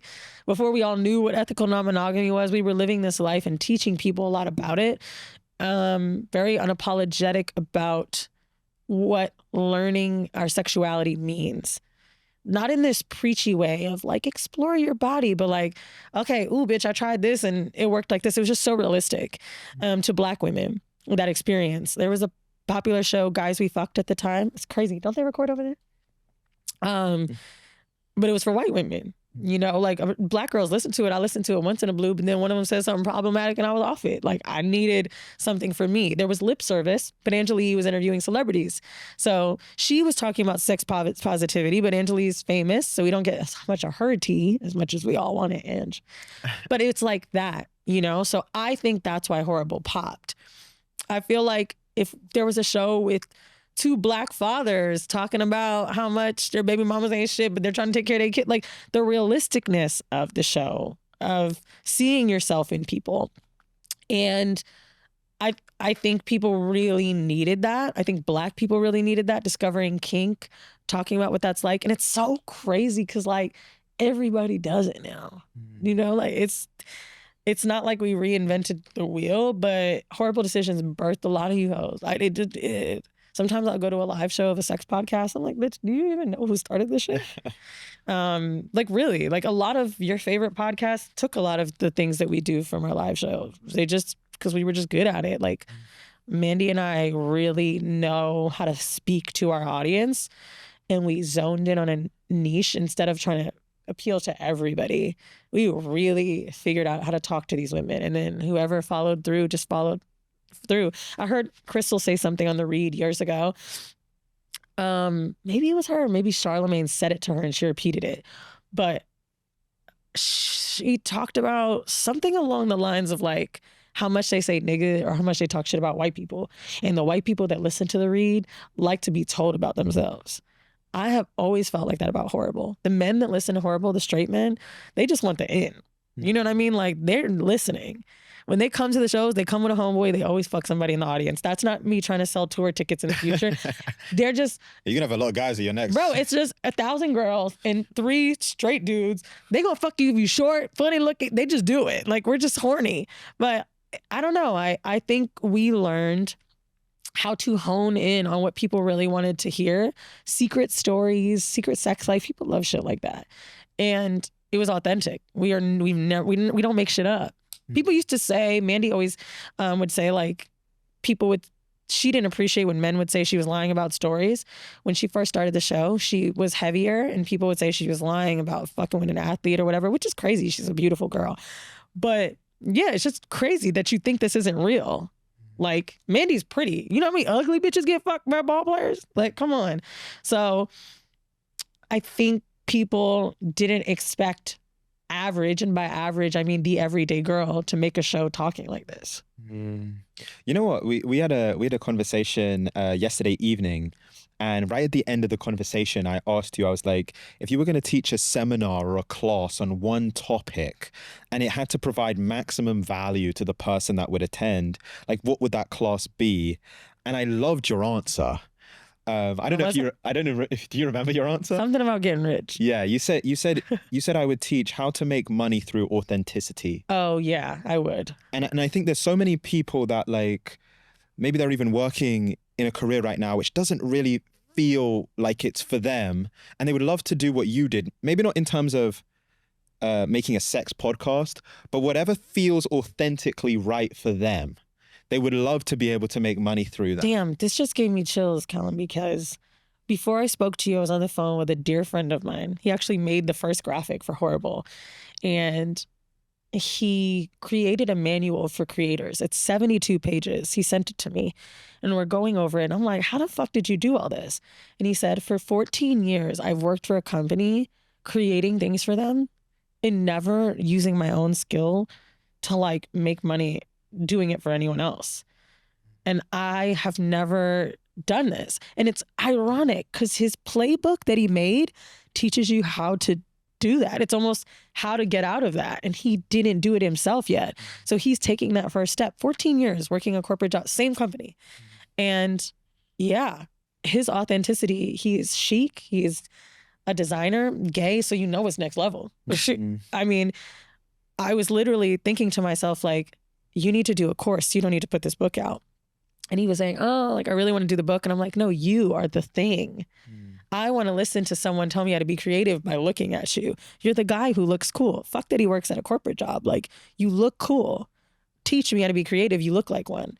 And authenticity really did make me money, and I never knew it. People just always told me I was, you know, a great personality, and that's why people bought from me. I didn't know they could be buying more books, tickets, studio time, whatever it is. Like, there's something anybody could sell to somebody through their authenticity. I have weird ass friends. I'd still believe them weird bitches should be doing something. One of my friends has this crazy stutter. I'm like, girl, you need to make content, storytelling. I'm not even playing. You think your stutter's crazy. I think people kind of want to see it. I think they want to watch that. Like, I really do.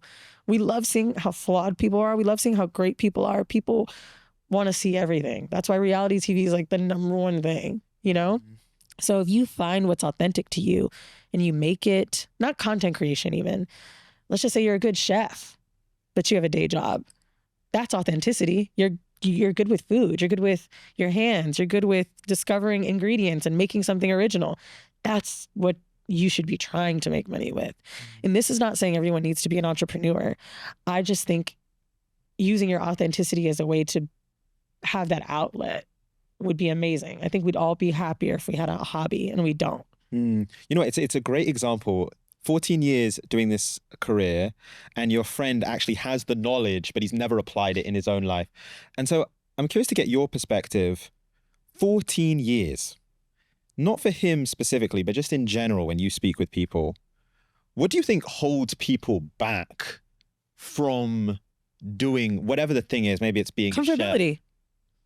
My friend lives in a nice house. He's got insurance, time off. He makes good money. What the fuck is he going to leave this easy ass job for? Now he gets to spend some of the time at home. Why would he leave? Why? That's what you got to ask yourself, right? What else is there? I've figured out the American dream. And I think now what happens is when you get to that point of 14 years, you're just bored. You know what I mean? Like, you're working around all these white people all day. He's young and black. I know 14 years doesn't sound that young. Young to me if you're in your 30s. You got a 3, you still young. Young, black, doing well. Maybe you just want to be around people like you. Maybe you just don't want to keep creating for others. Maybe you feel like your gift isn't being utilized in the right way. Maybe that's it. Maybe the brand message of the corporation doesn't align with you. He's gay. It's a religious company. That could be it. Who knows what sparks that? But I think comfortability is a real thing. I used to tell him when he would visit me in New York, like, you look like you live here. Why the fuck don't you move here? Go just apply to some other company. And at that time, he's probably like, it's been 10 years. Why would I leave this company? They love me. Stepping outside of comfort and safety, that's what comfort is also. I'm safe here. Why would I go someplace I can't stand? I don't know if I can't stand it yet. I know the 2 people at work I hate, the next office might have 3. Like, it's the unknown. Yeah. You know, you spoke about safety, and I think another point on that, and we spoke about it earlier, is shame. And I think that one of the things that you successfully pushed through is like, you had a certain level of just not caring what people think.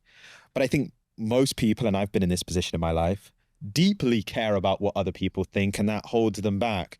I'm curious, like, even with horrible decisions where you're starting to get noticed and all of these things, how are you pushing through that, like, the fear of like, oh great, now I'm starting to actually get recognized for this thing? And there's like that thing in our brain as humans of like, wow, if this doesn't work out, then like everyone's gonna know. It's like a public humiliation. I think, how do you get past caring what people think? That's the question. Yeah. I don't think you do. I think you just go through like ebbs and flows of it. There was a point where I really cared what people think. There's like gossip sites that I would click on just to know what they were thinking. I'd dig through the YouTube comments. I'm kind of over that, you know? Don't get me wrong. Of course I click sometimes. Let's just say there's a big moment on the show. I'm be like, let me see what them hoes talking about. Like, I want to know. However, there's a point where you realize it doesn't fucking matter.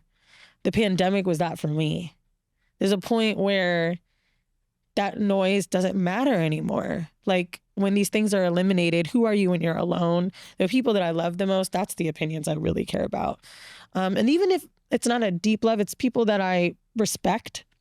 For example, WTF Media, maybe 13 or 14 employees. If 1 or 2 of them didn't agree with something I was talking about or weren't aligned with me, that would really bother me.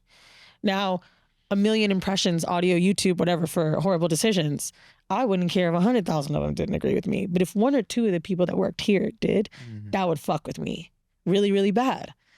These are people I respect. These are people I work with. Like, that's the high regard for me. So that started to change. Strangers, I don't really care about too much anymore, but people I care about, I do.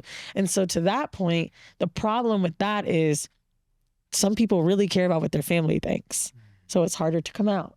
It's harder to put out content that you want to create because maybe your family's going to think you're crazy, right? Whether it be your sexuality, your interests. My partner used to drive trucks, and now he is a real estate investor. I think he has, I don't even know how many properties he got, maybe more than 10, but all of his family's in medical, like or health care, sorry.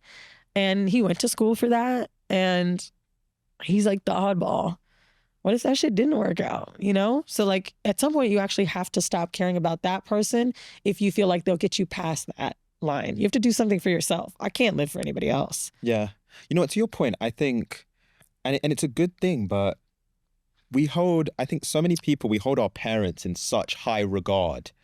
And it's like, in a cruel way, I think for a lot of people, it's actually their parents and their fear of judgment from their parents that is holding them back from living like a dream life and achieving dream outcomes. I'm curious from your... And his parents are African. It's double. It's like having 4 parents. Nigerian? Man. Where's your family from? A mix. So my mom's actually mixed race. Right. So my mom's Scottish and Zimbabwean. Wow. And then my dad's from Sierra Leone, which is like... Are you Muslim or Christian? Have you seen the Sierra Leoneans trying to figure it out? I'm Christian. Okay. I saw a meme earlier about Sierra Leonean people trying to figure out if you're Muslim or Christian. Yeah. Literally today. But yeah, like when you have immigrant first gen kids, we're fucked. We are so fucked up. Yeah. And there may not be a lot of us that it might be washing it out, but like, oh yeah, what your parents think. Just like we've been talking about childhood this whole time. Like, can you imagine disappointing You know? Was that a fear for you with like the content and stuff that you did? No. But I have actually my co-host and I both. Our moms are so open. My mom gave us condoms when Mandy and I were hanging out at 15. Please be safe, please, please, please. You know, my mom. I remember when I got pregnant at 18, and I told my mom, and she goes, "Okay, we're not keeping it, right?" And I was like, "Thank God, girl, we know what we doing." And my mom didn't shame me about it. I remember maybe a few days later, because I was very emotional, she asked me why I wasn't using condoms, and then put me on birth control. Just very, I'm not going to shame you. I'm going to help you get on the right track. That's the type of parenting I had. And I think it's because they were older. You know, like I think my parents felt more like friends in this weird way. Like maybe they were just over trying to be do-gooder parents. Who knows? But because my parents were so chill and cool, you should hear my mom. I think we had my partner and I, we had a girl come over to my apartment in LA. My mom wanted to have dinner with us, and we were trying to rush. And she was like, "What are you about to go out?" And da-da-da. I just wanted to see her face. I was like, "No, we're going on a date with a girl from the threesome app." "Okay, well, I'll see you guys at breakfast. And if she doesn't leave, I want you to tell me. I want to spend time with you. I'll come over there. I'll make breakfast for everybody." Yeah. That's my mom, you know, and not everyone has that mom. Yeah. I will tell you, my mom is very old school in the way of what would shame her. When she sees me with my partner not wearing lipstick, not looking pretty, not taking care of the home, my mom is like that. Traditional. Oh, if I gain weight, what's going on? Oh, God forbid, it's only been 2 months. You own a gym. What the hell? And I'm talking about weight so much, by the way, because I had a therapy session recently where my therapist told me, "You sound the happiest you've ever sounded, but go ahead, pick your problem." Because you always want to have a problem because you need something to obsess about and fix. So what's your new problem? Like very just taunting me. I was like, "I don't know. Maybe I just feel fat right now." "Great. Spend your next month obsessing about your weight so you have a new project instead of just feeling good about yourself. Do it." And he's so right. I cannot believe I'm like this. You know? I don't even know what you asked me. Sorry, it's the ADD. No, it's all good. I guess it's the fact that your mum is so open. It means you're not fearful of judgment. Yeah. You know what? I guess to the people that are deeply afraid of judgment, if you almost had to give them some advice, because I think what I've heard and what I've seen is that everyone's always scared of doing the thing, especially in the beginning. Everyone's scared. They just do it scared.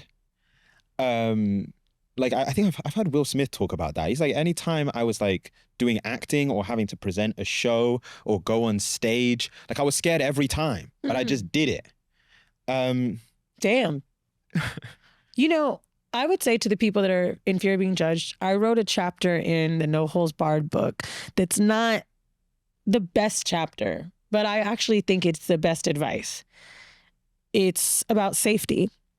And I started out writing about protection, and like my first time that I had a smell down there. Every woman's been through this, but we just don't talk about it. And then I was like, oh, my safety was my community. And I talk about two friends I have, Vinny and Brianda. They're both some of my best friends, right? Vinny is a longer best friend, but Vinny is my crazy friend. If I call Vinny and I'm like, "I'm gonna go fuck my ex," he's gonna be like, "Do it, bitch." Brianda's gonna be like, "Why? He hurt you." Right? Devil angel on my shoulder, whatever. Both of them are my non-judgmental friends. If I called them in the morning telling them I fucked my ex, Vinny would just ask for the tea. Brianda would be like, "Oh, girl, how was it?" She's still going to talk to me. You need to find that person. You need to find that community. You need to find that group. And you need to find that outlet. Fuck your parents. You don't need them to be the voice of reason, or not the voice of reason, what's the G word I'm looking for? Gratification that you need. To like validate you, basically. Correct. You don't need that gratification. You just need one person. So like, for example, being in an open relationship. There are only a few people I can have conversations with in regards to an open relationship. Because if I have a conversation with one of my girlfriends about my partner having sex with someone else, they're gonna hang up the phone and tell their man, like, watch how long this lasts. Weezy's wildin', da-da-da-da. She's over-sexualizing things, whatever. Someone else is going to talk me through that and be very empathetic in understanding my feelings without telling me I'm doing the wrong thing, meeting me where I'm at. That's all you need. Like, I think that people listening that don't have that are looking for it from the wrong person. If your mom is super religious, she hates the fact that you're gay, she hates the fact that you want to leave your job, or she hates your girlfriend, whatever it is, you're not going to change her mind. She's old, just put up with it. Like, I'm so tired of us thinking we can change people. I use this example a lot from the Gerard Carmichael show. Did you watch it? No. On the show, you know who he is? I've heard of him.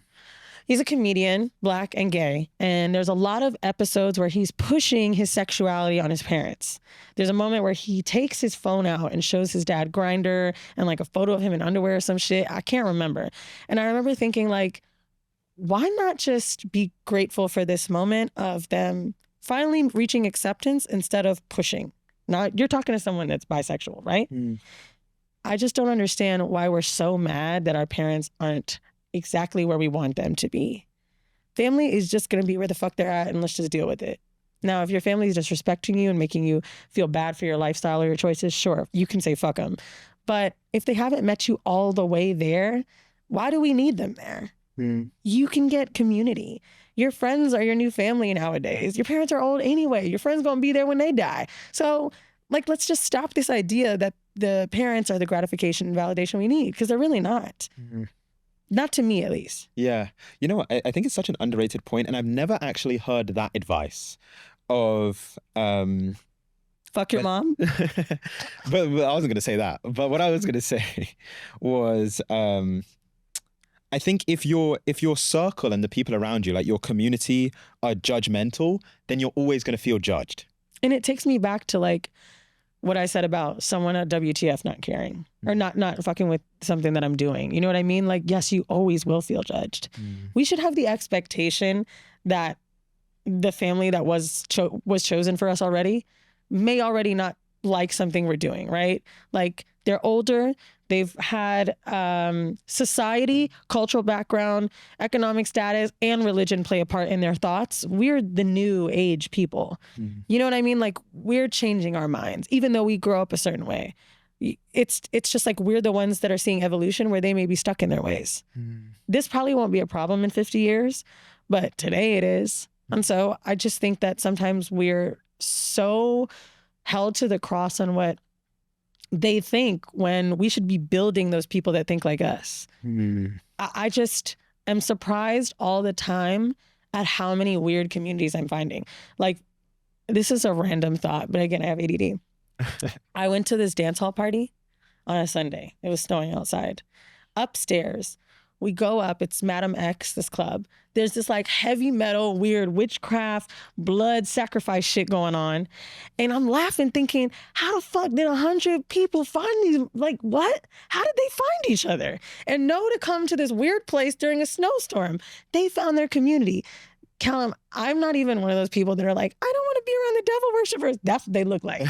It looked like the Addams Family mixed in with Marilyn Manson. It was too much. It was very white. And they had 3 niggas in there. It was crazy.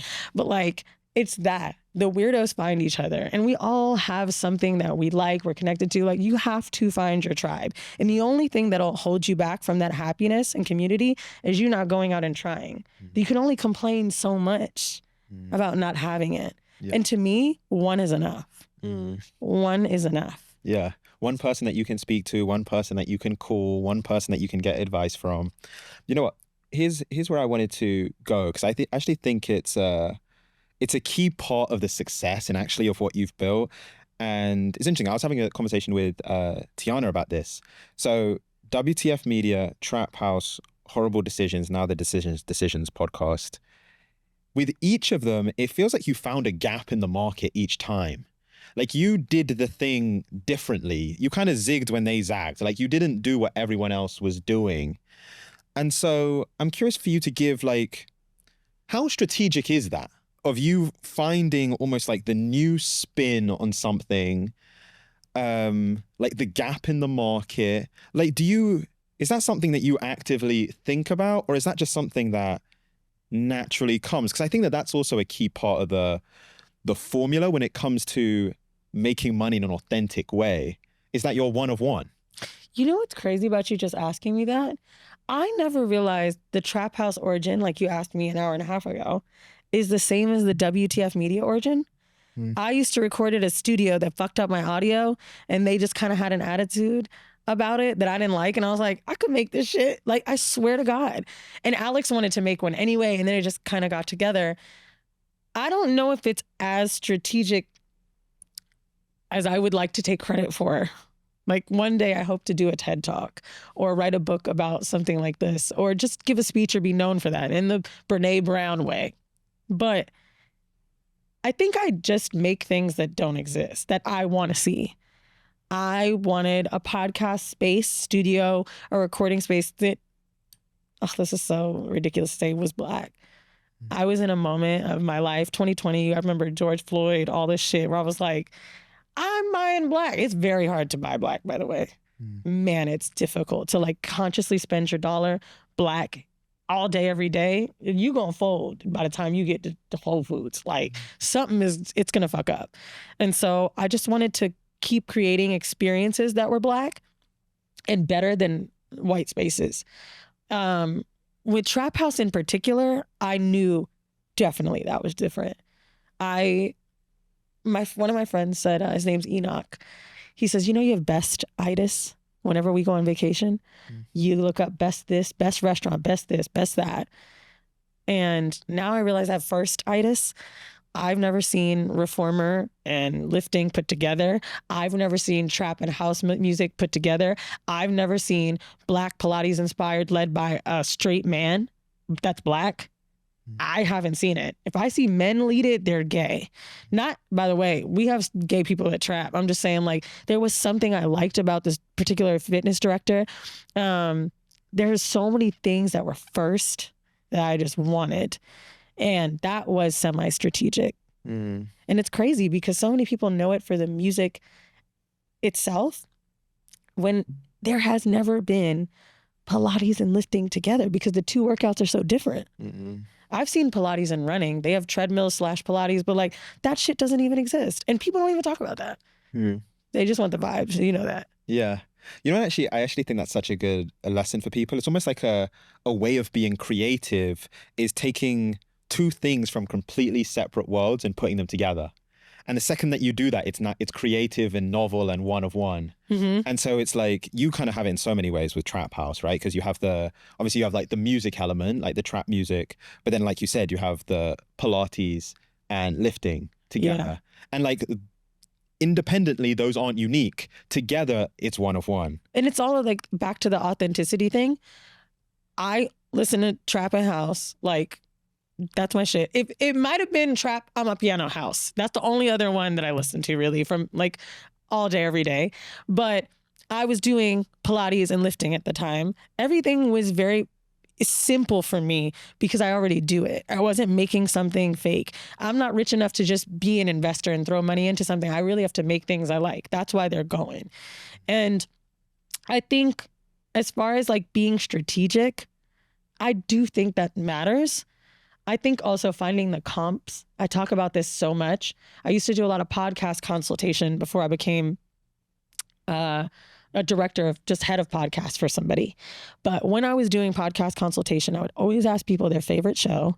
And then their show they wanted to make was probably like that show. Mine was Jesus and Meryl, Bodega Boys. To the Death of Me, best podcast I think ever made.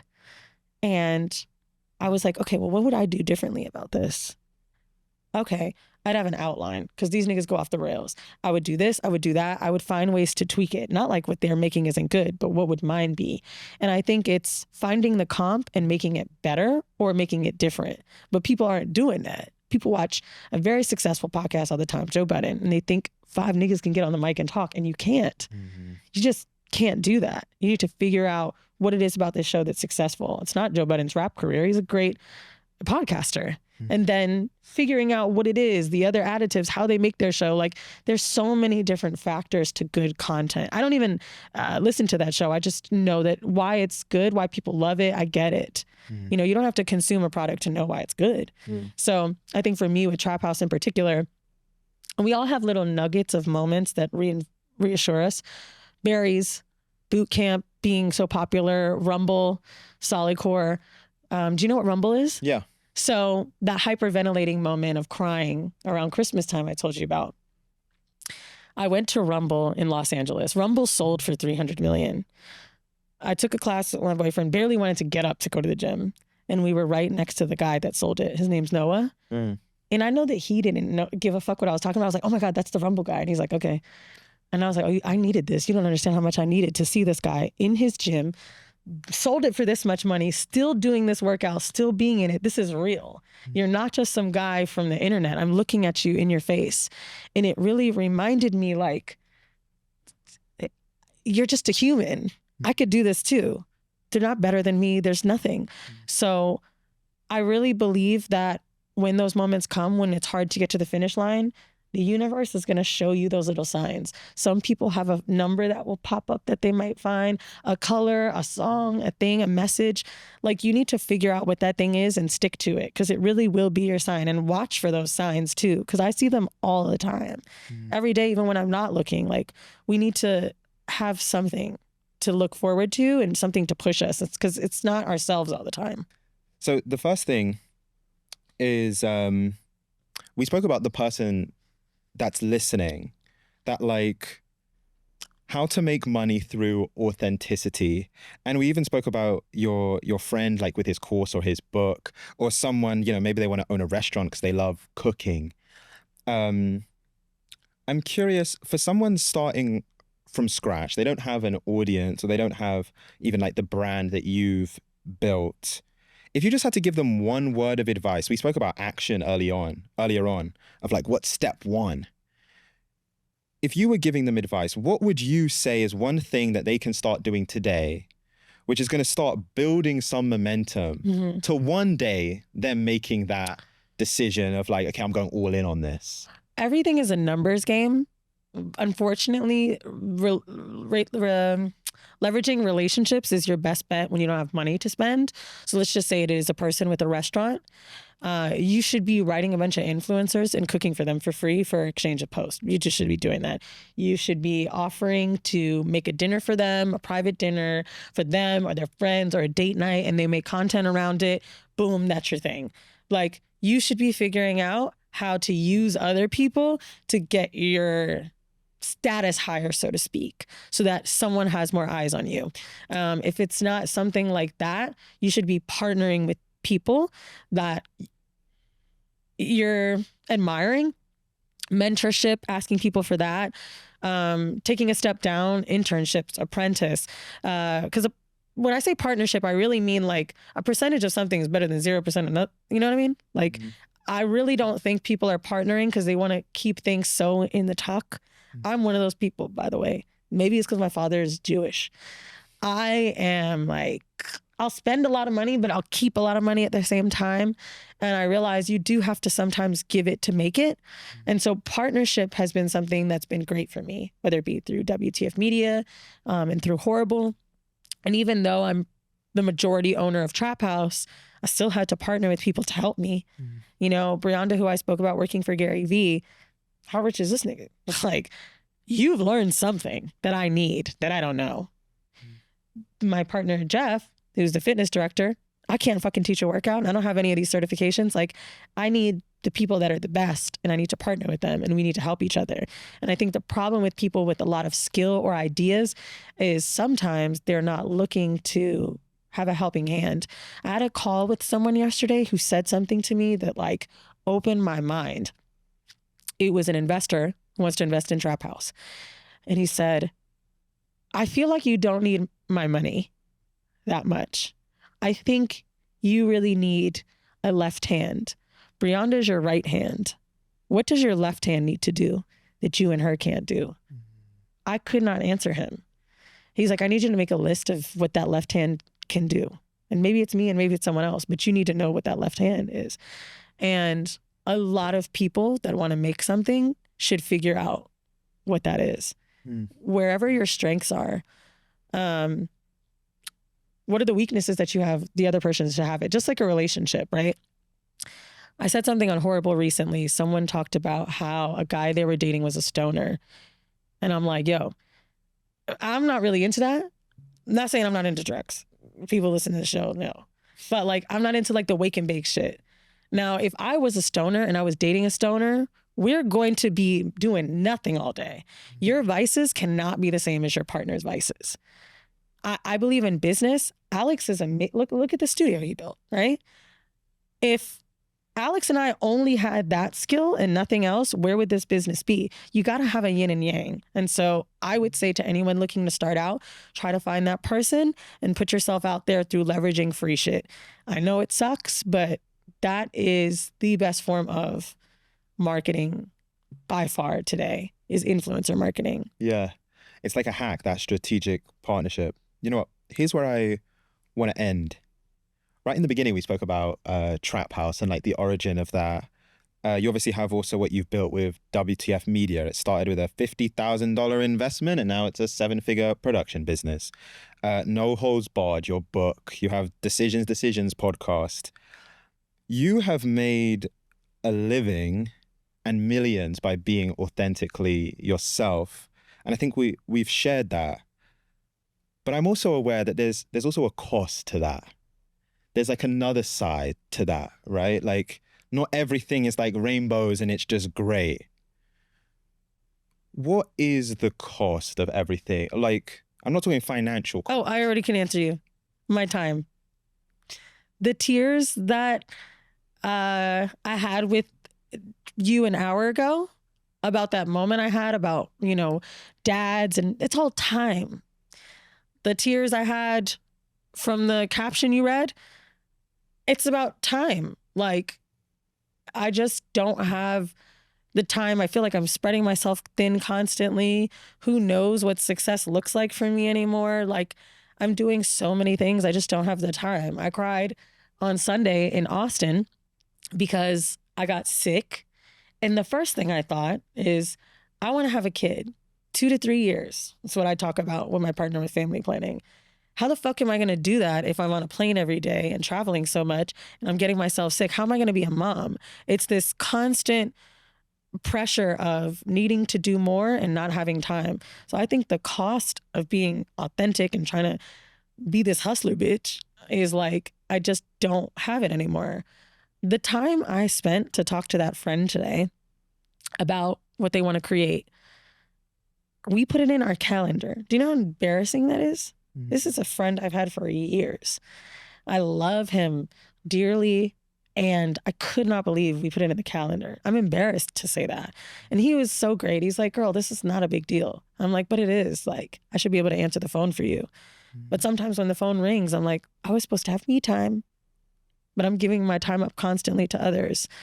It's a conversation I'm battling with myself all the time, is how much time do I have for friends? I don't want to be the girl that gets a boyfriend and can't spend no friend time anymore. I don't want to be the girl that's, working so much that she loses her social life. And I don't want to be the girl that's spending so much me time that they forget and miss everything else. And I also don't know how to say no. It's very difficult for me to say no. That's why I'm sitting here with you past time. But time is what you give up. Yeah. It's what your sacrifice is. And at some point in my life, soon, I'm going to have to do a real fucking audit of what has to go. And right now, I guess I'm just not doing it because I'm young and I'm healthy and I got this energy, but I'm going to have to sacrifice this for something else that I really want, and that's family. And then that question, when you interview me in 3 years, is going to be the same thing. What did I give up? Maybe it's clubbing and social life with friends and whatever it is. Maybe it's my podcast. Who knows? But like, you're always giving something up. There's always a sacrifice. Yeah. Why does the time make you emotional? The time makes me emotional because I don't feel like I have enough time. My downtime isn't real downtime. And I'm seeing how time is leaving, how fast it's going. I look at my friends' kids. I'm like, when did they start talking? Like, you know, time is just leaving me. I can't believe I've done horrible for 8 years. Like, what? That's long. I can't believe I've had WTF Media almost 5 years. I feel like I just did that shit with Alex yesterday. It's a constant thing of realizing I'm aging quicker. How old are you? 27. Okay. Does your back hurt yet? Not yet. Okay. Something shifts at 30 where you just start getting back pain. And then you realize that's how much closer I am to 40. And then it's like all of these little things happen that kind of show you it's almost over. This sounds very dark because, of course, I'm young, but I think it's just showing me how special time is, how valuable it is, how much I need to slow down. Mm-hmm. If I was slowing down, time would feel fine. Mm-hmm. But because I'm moving so fast and trying to do all these things, I can't. So I really can appreciate simple moments now because I feel like I don't get to have them. Mm. And it sucks. Yeah.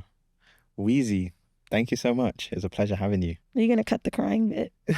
Can I just say, me crying of emotional tears from an Andrew Schultz moment is crazy. That was crazy. And I just can't believe you got that out of me. And it's not my fault. No, it is. I must tell you, I'm really grateful to talk to you because I told you, like, I'm so tired of talking about sex. Yeah. Even though I put my titties out. I really am tired of it. Like, yeah. I'm really tired of, like, the same kind of interview. And I think you being able to identify what people want to share is really, really good. Mm. I'm not there yet as an interviewer. Mm. I can only go so far as what I want to know. Yeah. I don't really care what they want to tell. Yeah. And to be selfless and let someone talk this much is like not a skill I have. Yeah. Well, that's actually, it's like how the show started. One of my guests actually told me that. He was like, you think your superpower is like how you do YouTube or like storytelling or whatever. Your superpower is your curiosity. It's like you're so interested in the guest that you make other people that are listening interested as well. Do you know that they say that was Anthony Bourdain's gift? Really?